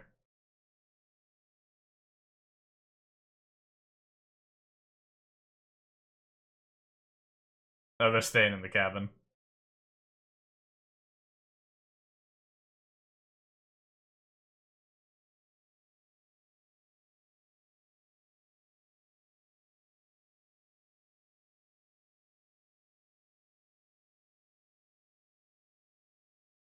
Hmm. Yeah. Is he pitching something?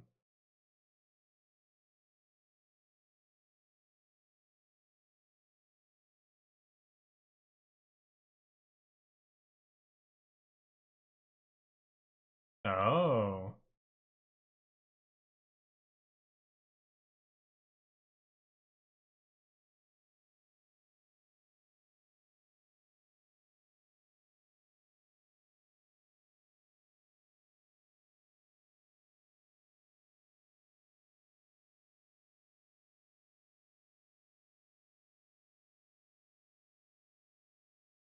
Nice.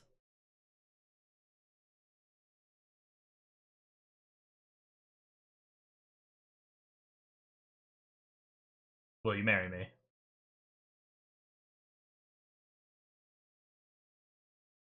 Yep.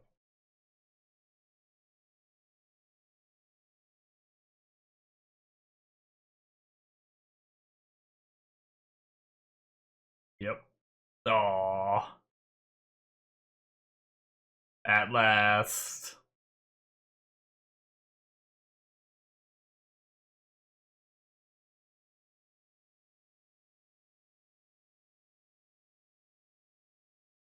I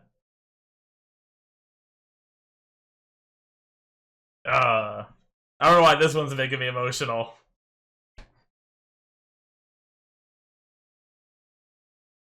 Happy emotional.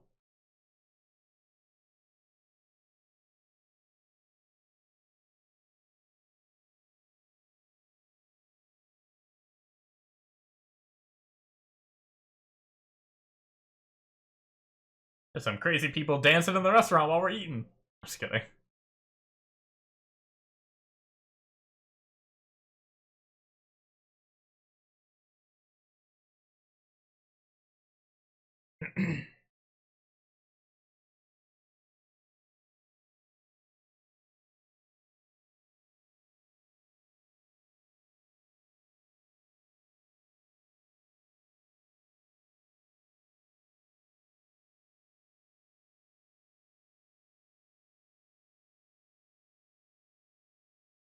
Alright. Oh, they're playing D&D.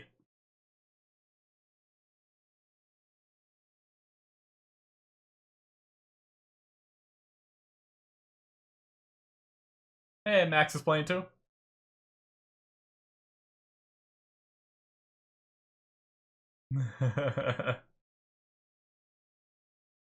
He needs the fireball.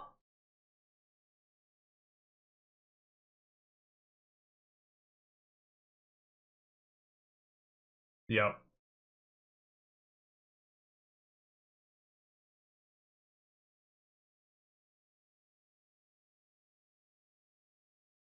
How do you know how much HP he left? It's cheating.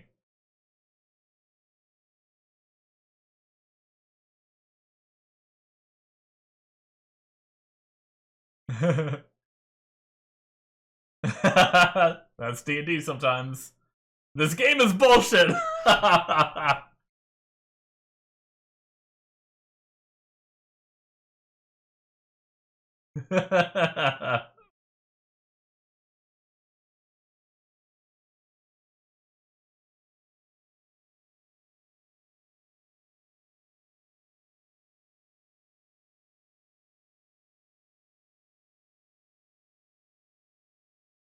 What?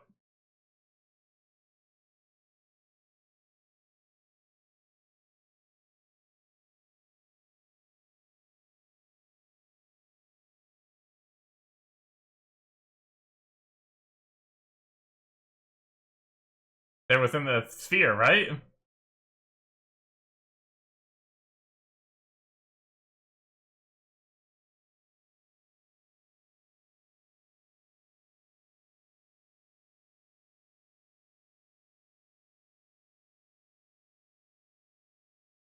Okay.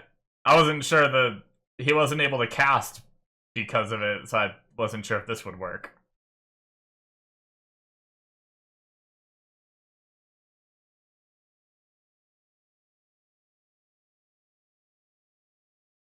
I won't question the rules, it's fun.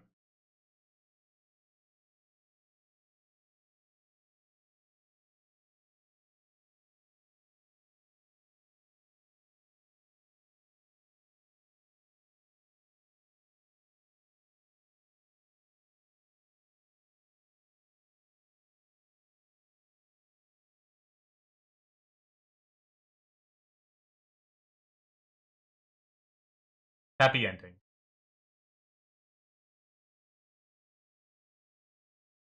The incantation to summon someone through a portal. I hope it's not gonna be like a, I don't know, an L hint or something.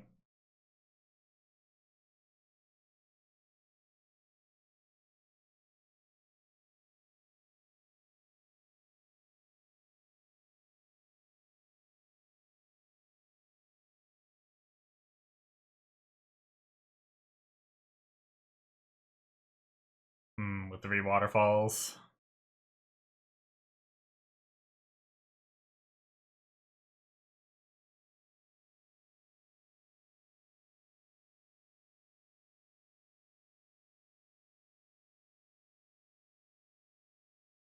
Giving her love story ending.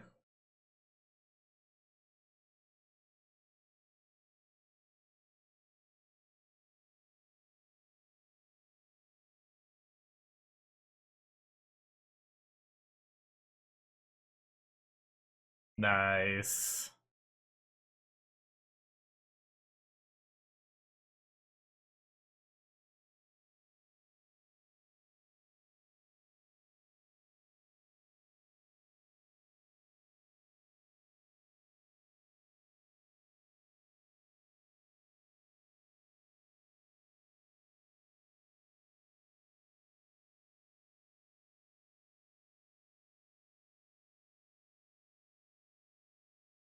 Oh, man. Were they drinking? So is that like a flash forward to when he was 21 or older?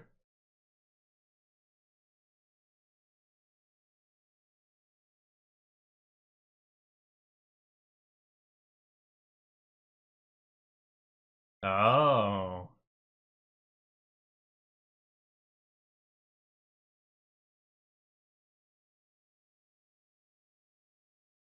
Writing the Book of Stranger Things.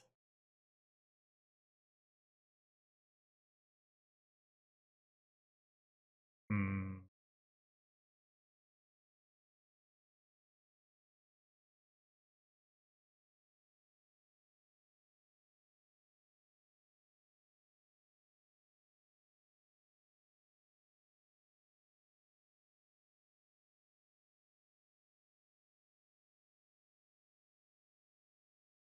They're gonna give us some shit.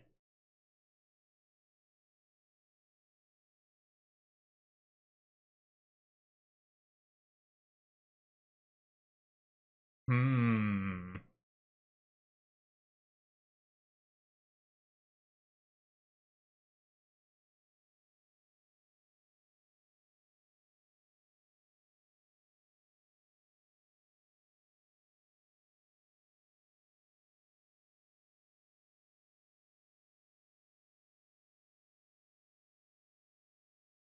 What?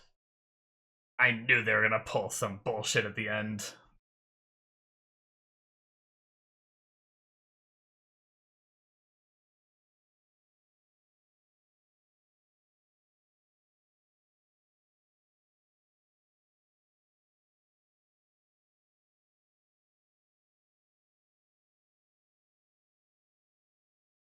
She was still alive?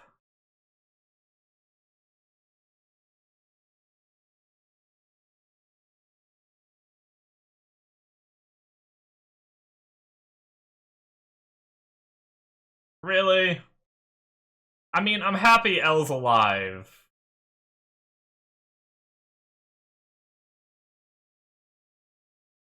I guess it makes sense why the wind wasn't affecting her right there. I questioned that, but I just accepted it.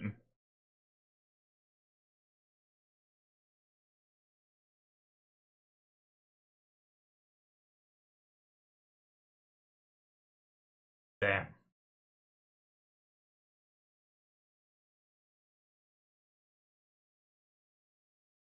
That's why Mike was thinking about those things at graduation.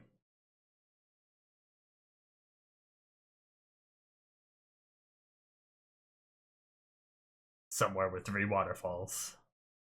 This is the three waterfalls part that I mentioned before.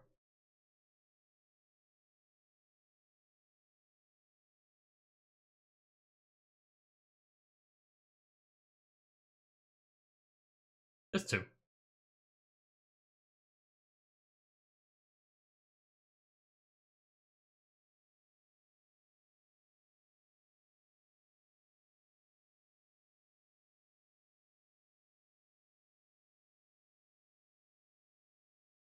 Hmm.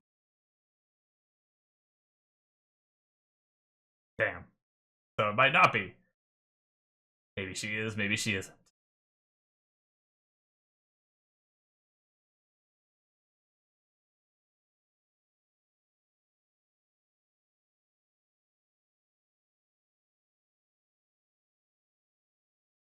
Man, it's like the end of Black Sails.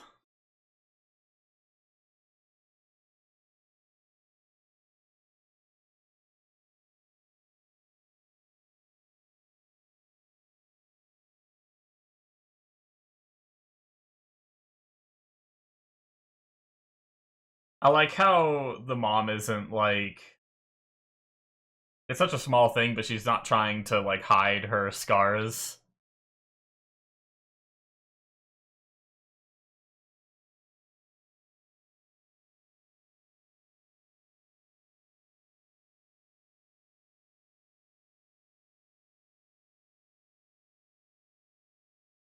The big L on the front. I guess it was for Lucas, though, probably.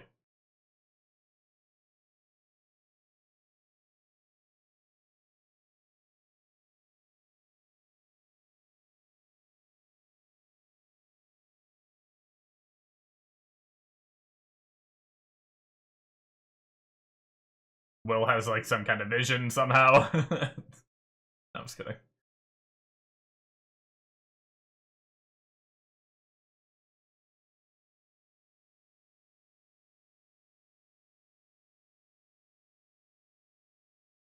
Hmm.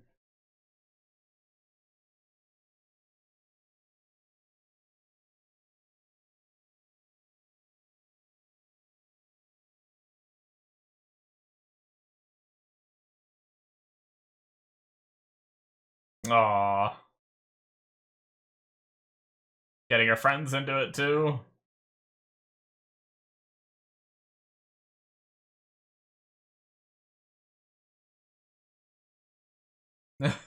you told you told me it wasn't gonna be nerdy.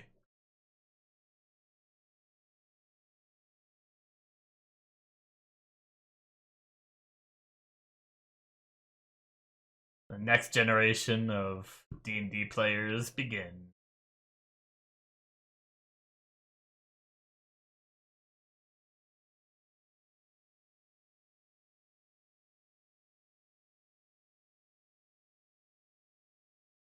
Kind of find that acceptance.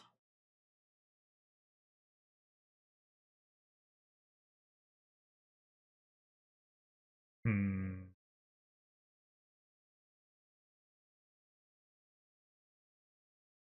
Is that it? Oh, this is cool. Hey, the bike from like the beginning little section. This is cool.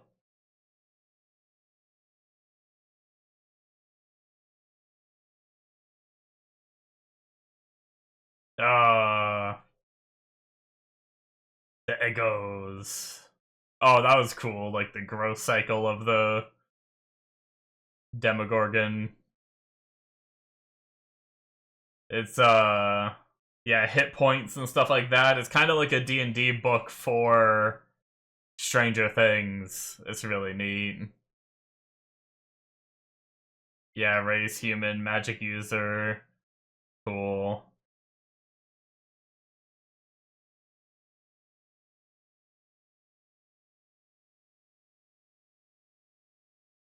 Yeah, this is pretty neat.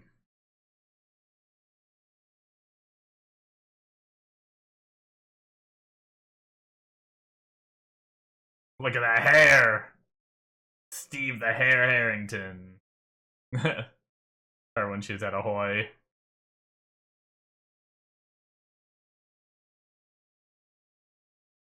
Is that Erica with her American flag cape? Yeah.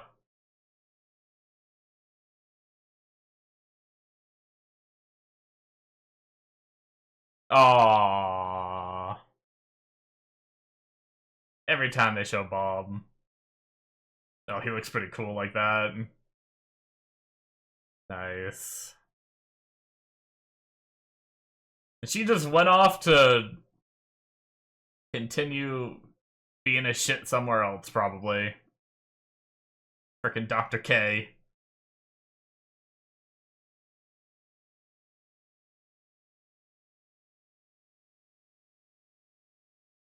Oh, nice. Oh, Brenner. When they had their truth serum in the bathroom.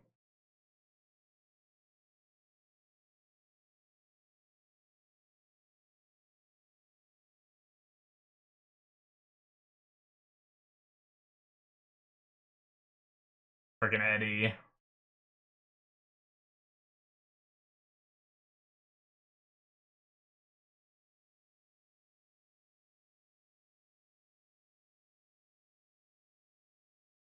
Damn, look at that. That's cool.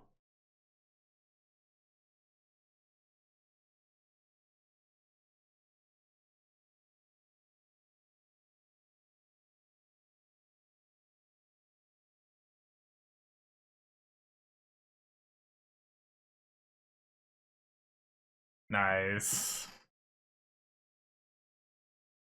Stranger Things player manual. That's pretty awesome. Very cool. And there it is. I believe that, just make sure before I end, that is officially it, guys, for episode 8 and for all of Stranger Things. Damn. Okay, so that was a lot. That was a lot. It certainly was. Man, I will say I think I would have preferred like 9 episodes and have this kind of split up. I loved it. I had some complaints about a few things, but honestly, reaching the end, it feels so trivial now. Um a lot of the things that I like kind of had like little minor gripes with, but a lot of it is the same stuff I've been accepting since the start of Stranger Things. So, but either way, so there were some moments where I kind of felt the time drag on. I'd take a peek and be like, "Oh, we still have an hour left," you know, like not in a bad way, but it's just a long time to sit here and watch, you know, without, you know, for normal people who aren't recording themselves doing it, they can stop and take breaks, but because it's annoying to like sync up and everything, I'm not able to pause the whole way through. I just gotta sit through and focus and pay attention and everything the whole way through. So but either way, I did like it though. Man, but where do we start with the discussion? Like, holy shit. I feel like we have so much to talk about. So, um, it's actually kind of crazy how many notes I took. Like, it was so long and there was, like, so much going on, between just, you know, the chaos of winning the fight and everything, and then the aftermath and where everyone is now or where they're going, kind of thing. That some of my notes from the beginning, I'm like, wait, what? Like, I have upside down generator written down, and I was like, what did I mean by that? But I think what I meant by that was the generator that they fueled in the upside down. That was one of my things where I was like, I wonder if that would really work. You know, like, obviously it did. It's their rules. The writers can make it work if they want to make it work. But it's crazy that like the world was copied all the way down to like the details of like the generator and all the small machinery inside of it still works and everything, like all those like the massive level of detail to like the copying of this world for the bridge, you know. That's kind of what I wanted to talk about in the moment, but I didn't get a chance to. But like I said, it feels kind of trivial now. um but yeah, I will say, have we ever had drag people into that like water world? Like, I understand how Callie was able to do it, but I'm not sure that we've seen any like normal people like get dragged in there like that. So I thought that was kind of interesting that at the last moment they decided to make it so people can like join Elle in there. She pulled Mike in there, and she pulled Max in there too. So I don't know. I just thought that was interesting. Once again, it seems like a small gripe at this point, but it just did seem like a power that kind of came out of nowhere to be able to pull like unpowered people into that, like into her mind, right? But I mean, I guess Henry can do it, right? Henry was able to pull people into his mind, right? And so this being her, she even said in this episode that it was her mind. Uh, so like, I guess it makes sense that she could have that since she has her powers from Henry, you know. But yeah. Uh, anyway, the what's it called? Oh, all kids went. At first I was like, I don't know what that means either, but it was the moment where they were trying to get all the kids out of there. and they were like, no, Henry's the good guy, you're the monster, and she's like, no, I'm not, and I can prove it. And then they, like, you know, tricked us by having the whole, like, illusion, but you know, they made us think they just left um for a second. Obviously then they showed us that it wasn't the case, but for that second I was like, there's no way she got all those kids to go. That's why I was already thinking, like, maybe they're around the corner hiding somehow, and then it ended up being Kali. But yeah, so that was good. I did like that. That was one of those things that they could have easily just had the kids for some reason trust and run away, you know, but I like that they had them stay back because we've already seen how stubborn these kids are to follow along with what Henry was talking about, and to just, you know, take the kids away from Henry for 2 seconds and he shows his evil side. It makes sense. And they were able to see that, and then they were willing to follow after that, which was good. But I do wonder, like, did they make it to their portals and that's why they were able to get out? Or was it just disconnecting them from that pipe and getting them out of that little cocoon thing that they're in? Is that what, like, pulled them out? Like, if someone would have made it to Holly before she even, like, ran into Max, right? Could they have just pulled her out like that? Very possible that it works that way. But I thought that was kind of interesting as well. Um, trying to move through the episode as things happened to try to keep, like, my train of thought as organized as I possibly can. We had the, let's see, I'm worried I'm, like, missing things because I didn't write everything down, you know. Just a blanket talk about the military, and then I'll try not to talk about it too much more, just because it had its parts all throughout. I wasn't a big fan of the military presence. Like, in the beginning, I was okay with it, with Dr. K, and they're doing research and everything, but they just felt comically evil. Like, I guess I can understand Dr. K doing, like, crazy science experiments and being evil, but even all just, like, the generic soldiers that probably aren't clued into what Dr. K is working on, they were all, like, comically evil too.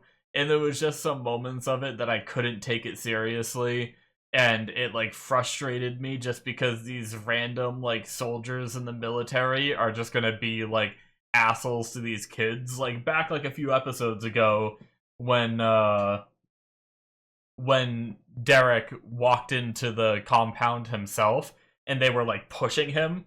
It's like, who pushes, like, a 12-year-old kid, or however old they're supposed to be, 11-year-old kid? I don't know how old they're supposed to be, but, like, it just seems like, and granted, I know that, like, Stranger Things plays on a lot of 80s tropes and stuff like that, so having, like, characters that are, like, over dramatically evil is, like, an 80s trope. But I do think it was just kind of overplayed for me by the finale here. Like, I feel like during the Vecna, when Vecna first attacked, I think that's when the military should have shifted and been like, there's more shit going on here, and I don't think all of our problems stem from L, but instead they doubled down. Now, do I think it's realistic? Yes. There's a lot of people that will double down. There's a lot of people that just can't admit that they're wrong, and they will just, with, you know, outstanding proof shoved in their face, they will still just stick to their guns and won't back down. And it is sad that there's people that are like that. But so it is realistic, I think, that they would still just think it's everything's L's doing, right? But man, there were just moments where it wasn't fun to watch. Like, we have the happiness and the victory of beating, you know, Vecna and everything, and then we just have the situation of of leaving and running into the military immediately, you know.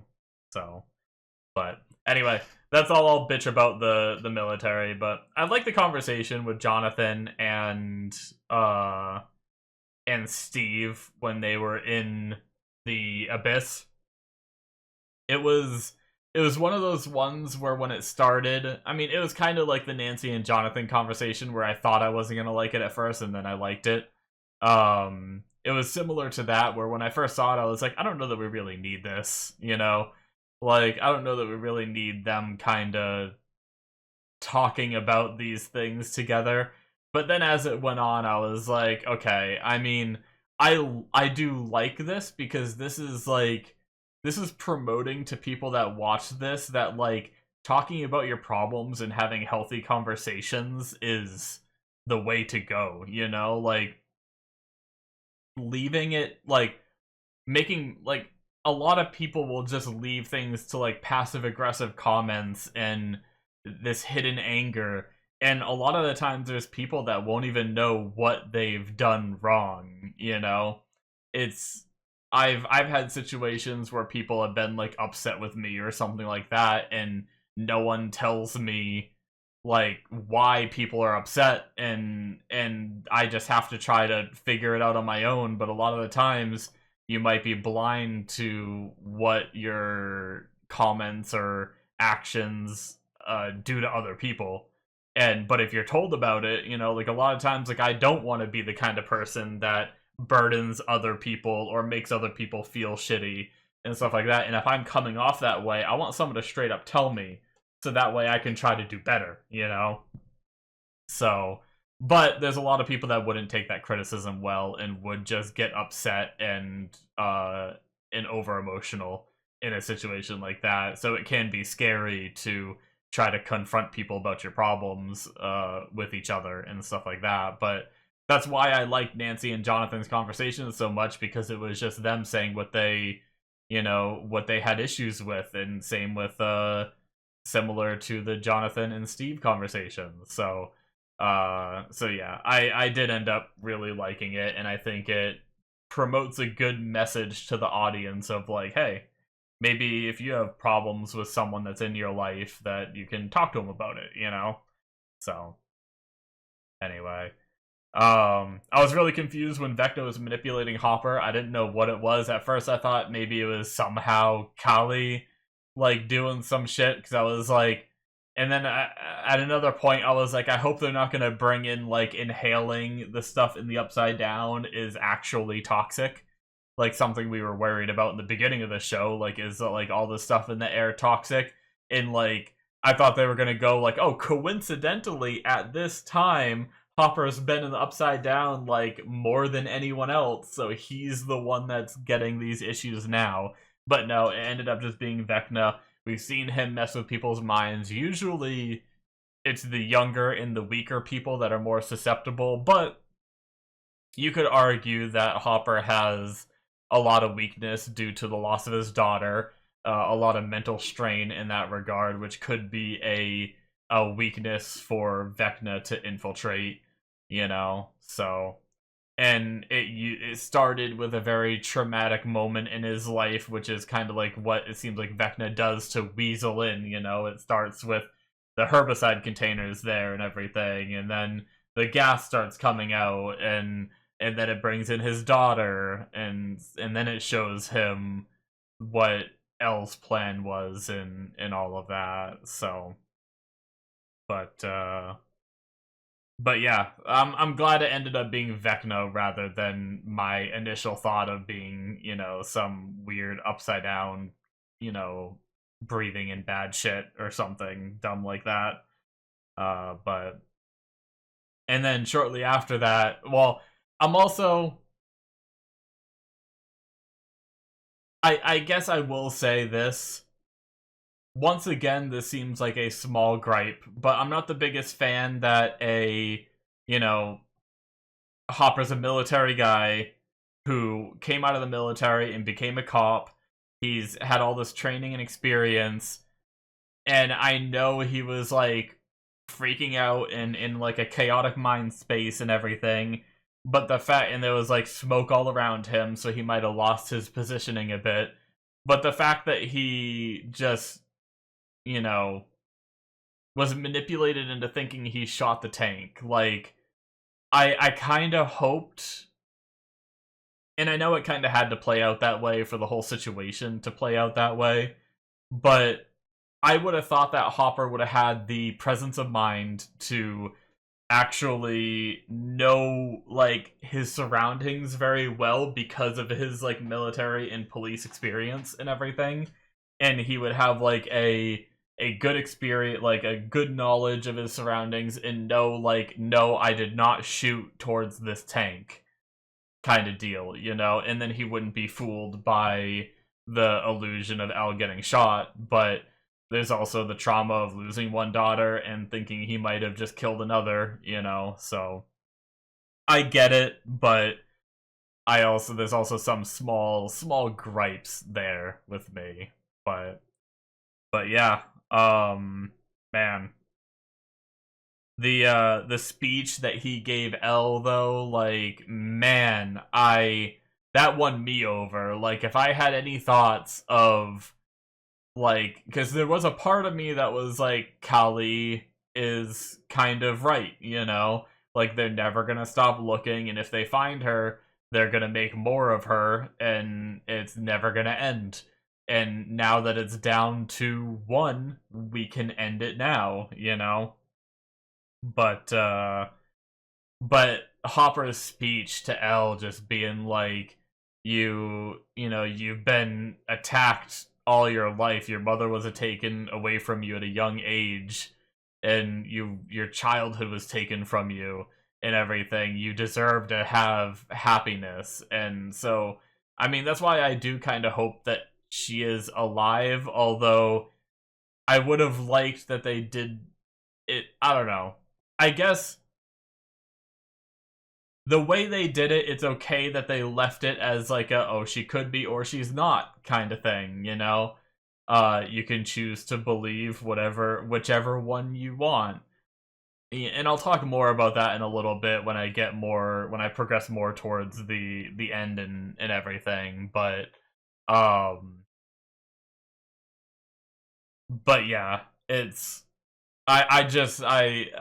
you know, his conversation definitely made me feel like I would at least want to live after what he said, you know, which makes me hope that Elle made that choice too, which obviously we don't know for sure either way, but that kind of leads me into Callie as well as a character. I I like her character. It's a really weird situation because she's weirdly antagonistic, but she's right. You know, like, I understand what she's saying about the situation with herself and Elle. You know, um, and in the whole Dr. K thing, the thing that I just talked about, uh, like how they would never give up and stuff like that. But at the same time, I found her, like, almost annoying every time she was on camera, if that makes sense. And I don't know why that is, because the logic side of my brain is, like, she has a point. I shouldn't just, like, hate on her character because she does have a point. But then, like, the emotional side of my brain is, like, kind of with Hopper, where every time she, like, shows up on camera, I'm just like, ugh. You know? Like, it's a really weird phenomena, and like I have to, I like, the logic side of my brain almost has to tell the emotional side of my brain, like, hey, like, stop thinking like that, like, she's right. You know? but but yeah, and I mean, the one thing that I'm really worried about is she did look pretty dead when, like, Hopper walked in the room, although I did feel like she died kind of fast for that kind of wound. So I don't know. I don't know how I feel. I wonder if there's any doctor that would analyze, like, exactly where she got shot. Like, if any doctor is gonna do, like, a doctor reacts to this show or something, and they see that moment and they're like, oh, well, she got shot in the solar plexus, which is a fatal spot, so she would have died in seconds, so that means there's no way she could have did that illusion, which means Elle is dead. you know, or the opposite where, you know, oh, there's like no vital organs in that area. It would have just been like a lot of bleeding, and she could have lived for maybe, you know, 30 minutes to an hour or something with that kind of gunshot wound if they're applying like sufficient pressure to the wound, or, you know, I don't know. But I wonder if there's like any kind of analysis that people will give to try to figure out one way or another. I'm sure I'll watch some video where people like theorize about that kind of thing later on. But yeah, I mean, I guess there's a chance that Callie lived for a bit longer after that gunshot wound, but that was a pretty crazy moment, right? Like them all being just the suppressed in the way that they were. Murray's plan to throw the grenade with the C4 and everything, take out the helicopter and all that was fun. But yeah. Honestly, I was kind of enraptured by, like, after that point, I was so enraptured by the episode that I didn't write much down. But we kind of had some of the big reveals involving, like, Henry, like, kind of overcoming some of his trauma and working his way in there, which I do like. That's what I've kind of been waiting for the whole time. Like, you can't just have the character just, oh, we're safe every time we go into a cave, you know? It makes sense that, you know, his drive and his passion for what he's trying to do pushed him to even going in there and all that. But yeah. Also him uh finding in that memory like the stone or whatever that was that like gave him his powers and gave him this connection uh to the mind flayer was interesting, in the idea that like it, in the same way that like, is Elle alive or dead, like what is she? There is the thing of like, was Henry manipulated or wasn't he, you know? He says he wasn't. Is that just another manipulation? Like, it's kind of one of those things where you choose to believe like, oh, I think Henry, you know, was this good kid, it was just the mind flayer the whole time, or you could think, no, he did just go along with it, you know? But there is a small part of me that kind of wishes, I don't know, maybe it would have been too corny. Because there's a part of me that was thinking, like, with Henry discovering that he might be being manipulated by the Mind Flayer, to then have him turn and help us with the Mind Flayer, and maybe sacrifice himself in order to, like, defeat it, could have been an interesting ending for Henry.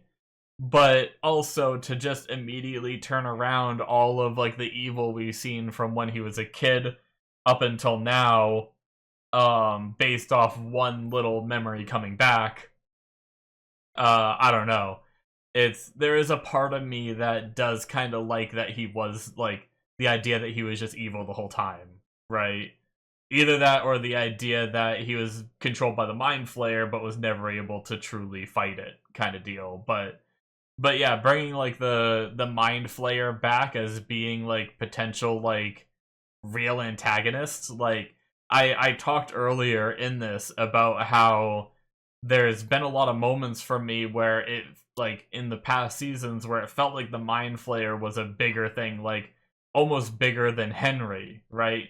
Uh but then it just ended up being Henry was the one that manipulated it, and it just seemed off to me, story-wise. But finding out here at the end that it might have been the Mind Flayer manipulating everything from the beginning, and he even, like, I guess since he had, like, the source of the stone or whatever, he even, like, heard it talk, which was kind of crazy, like, come to, or find me, or whatever, you know? But that would have meant that he had this, like, mental ambition. You know, it's just kind of crazy when you think about how everything unfolded and how Henry did manage to find it was basically just through Elle happening to use her powers enough to send him to that dimension, you know? Like, it wasn't anything he really did other than pushing her to that limit. But I don't know, was that, are we supposed to assume that was part of his plan the whole time? Was to push L to the point of blasting him into the abyss so he could meet up with the Mind Flayer? I don't really know. So a lot of questions still there. But I also still like kind of crazy that L had the power to like blast him into this portal, which created a bridge to the abyss and everything. So was it L's power that created the abyss, or not the abyss, the bridge? I don't really know. But like, how is she that powerful to be able to do that? You know, or was it just like by the nature of her like ripping open that little portal, the bridge then like snapped into reality, but it wasn't tied to her powers? I don't know. Like, I could go on for a while talking about that, but I don't really know how it ended up. But yeah, just really interesting bringing the Mind Flayer as this like big ancient evil, and like the hand thing where I thought it was just like a cool hand thing like this, end up like folding out into being the Mind Flayer. I personally didn't see that coming, and I think that was a really cool reveal. And like the effects on it while it was like chasing them and how it looked and everything was, I mean, it truly was like nightmare fuelish, you know. I really liked how that all played out too. So a lot of neat things with a few gripes as I've talked about, but that was pretty sweet. The only other gripe that I can think of right now, there might be more, but talking about like the hive mind and like anything connected to it taking damage when you do it, and that's how they fought like the Mind Flayer and Vecna at the same time, but somehow Will was connected to the connected to it as well, but didn't take the damage. You could say it's because they like ejected the smoke from him back in season 2, and so maybe he was able to like one-way manipulate kind of thing, I guess. But I don't really know exactly how that worked. I'm sure someone could come up with an explanation where I'd be like, okay. But there's a part of me that just like felt like Will just had this free connection to it, and then but didn't have the downsides of actually being connected to it. But it was still pretty cool moments of him like jacking into it to help and everything. So, but yeah, oh, I did have another gripe. Sorry. Max and Robin's girlfriend being there at the end when they drove through the thing and they ran over the tire spikes and everything, just suddenly Max and that, I can't remember her name, but the girl was there. And like, why would the military have those two like out there? Were they just like, all right, we set a trap, they're gonna come through here, you guys stay right here, you know, like, and watch all this unfold? Like, you'd think they'd just have them in like a jail cell or something, or off like interrogating them somewhere else, you know, not just have them like right there. But it was probably to have the emotional moment of Max seeing the outcome of what happens, right? With L and all that, I guess. But I thought that was a little bit silly. But anyway, we got 18 months later with them graduating and stuff, which was really cool. I like seeing that. I like Dustin, you know, being this like rebel, pulling like a kind of like in Eddie's memory, one, having the Hellfire shirt, and two, having, once again, aren't there people that are mad about the Hellfire thing, but like everyone at graduation was like cheering for it and stuff? But whatever. Maybe most of the bullies that cared about that were a year older. I do feel like the bullies and all the jocks and everything that really like cared and were picking on them were older, so they probably already graduated and just aren't even in the school. Maybe they just weren't part of his class. But yeah, but I like the speech of him saying like, we've kind of broken down the walls of like, I became friends with a jock, someone I like theoretically shouldn't be friends with, and you know, like the idea that like tearing down some of these social conformities and stuff like that. And just, I don't know what the principal did, but we never saw him and just talked mad shit about him. It's just really funny how pissed the principal was getting. Um, but yeah, that was a fun little moment. They kind of like took control of their own graduation and had fun with it. So that was cool. Um, the talk on the roof between the older ones, Steve, Jonathan, Nancy, and Robin. That was a good talk. I like that. I like how we have kind of like the more like childish side of things with them like, you know, playing D&D and graduation and goofing off kind of in a way, but also sad with in their own right.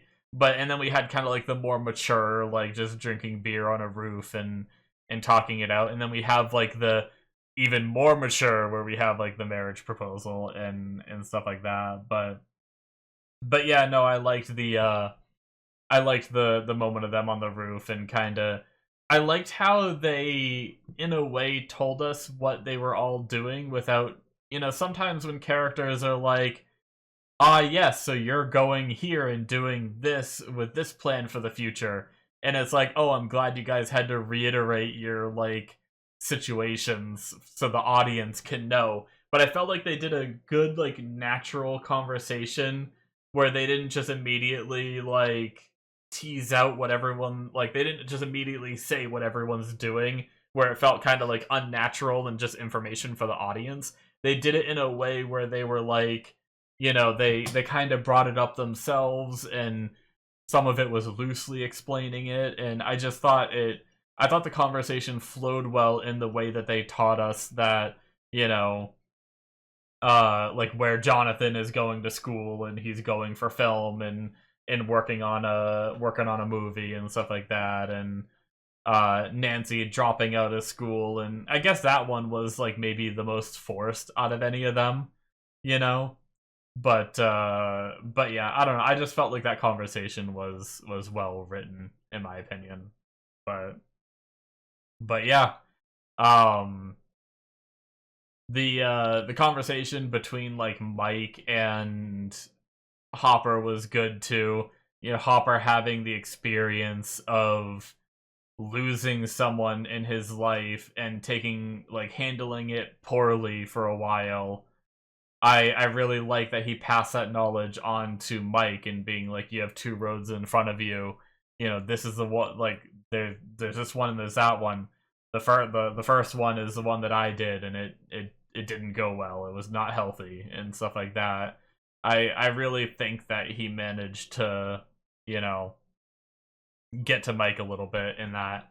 And then Mike also had the epiphany. I think it was during, I think he already decided to go to the graduation where I think he started to have his epiphany of like what happened. He might have been thinking about it there too. Like maybe he had a moment where he thought about it with Hopper, and then he went to the graduation and had another moment with like the speakers and like resembling the thing that should have depowered her. Um I guess so. Is that to say that when she was standing in that portal, that's one little confusing part that I had. With his little story about how she could be alive or and everything, they were saying like she shouldn't have been able to use her powers. Is that to say that when she was standing in there and the wind was happening and everything, that was her powers making it so she wasn't like affected by it? But with those devices going, she shouldn't have been able to use her powers, which is why Mike has this theory that it was an illusion. Is that like the deal? I don't know where she was supposed to be using her powers that those things stopped her from using them. Like she was just standing there. Now, I mean, I guess they do kind of collapse to the ground when that device is on them, and she was just kind of standing there, like, you know, posed and all that. So yeah, I don't know. I mean, I obviously got the gist of what Mike was trying to say. I just don't know like the exact specifics, you know.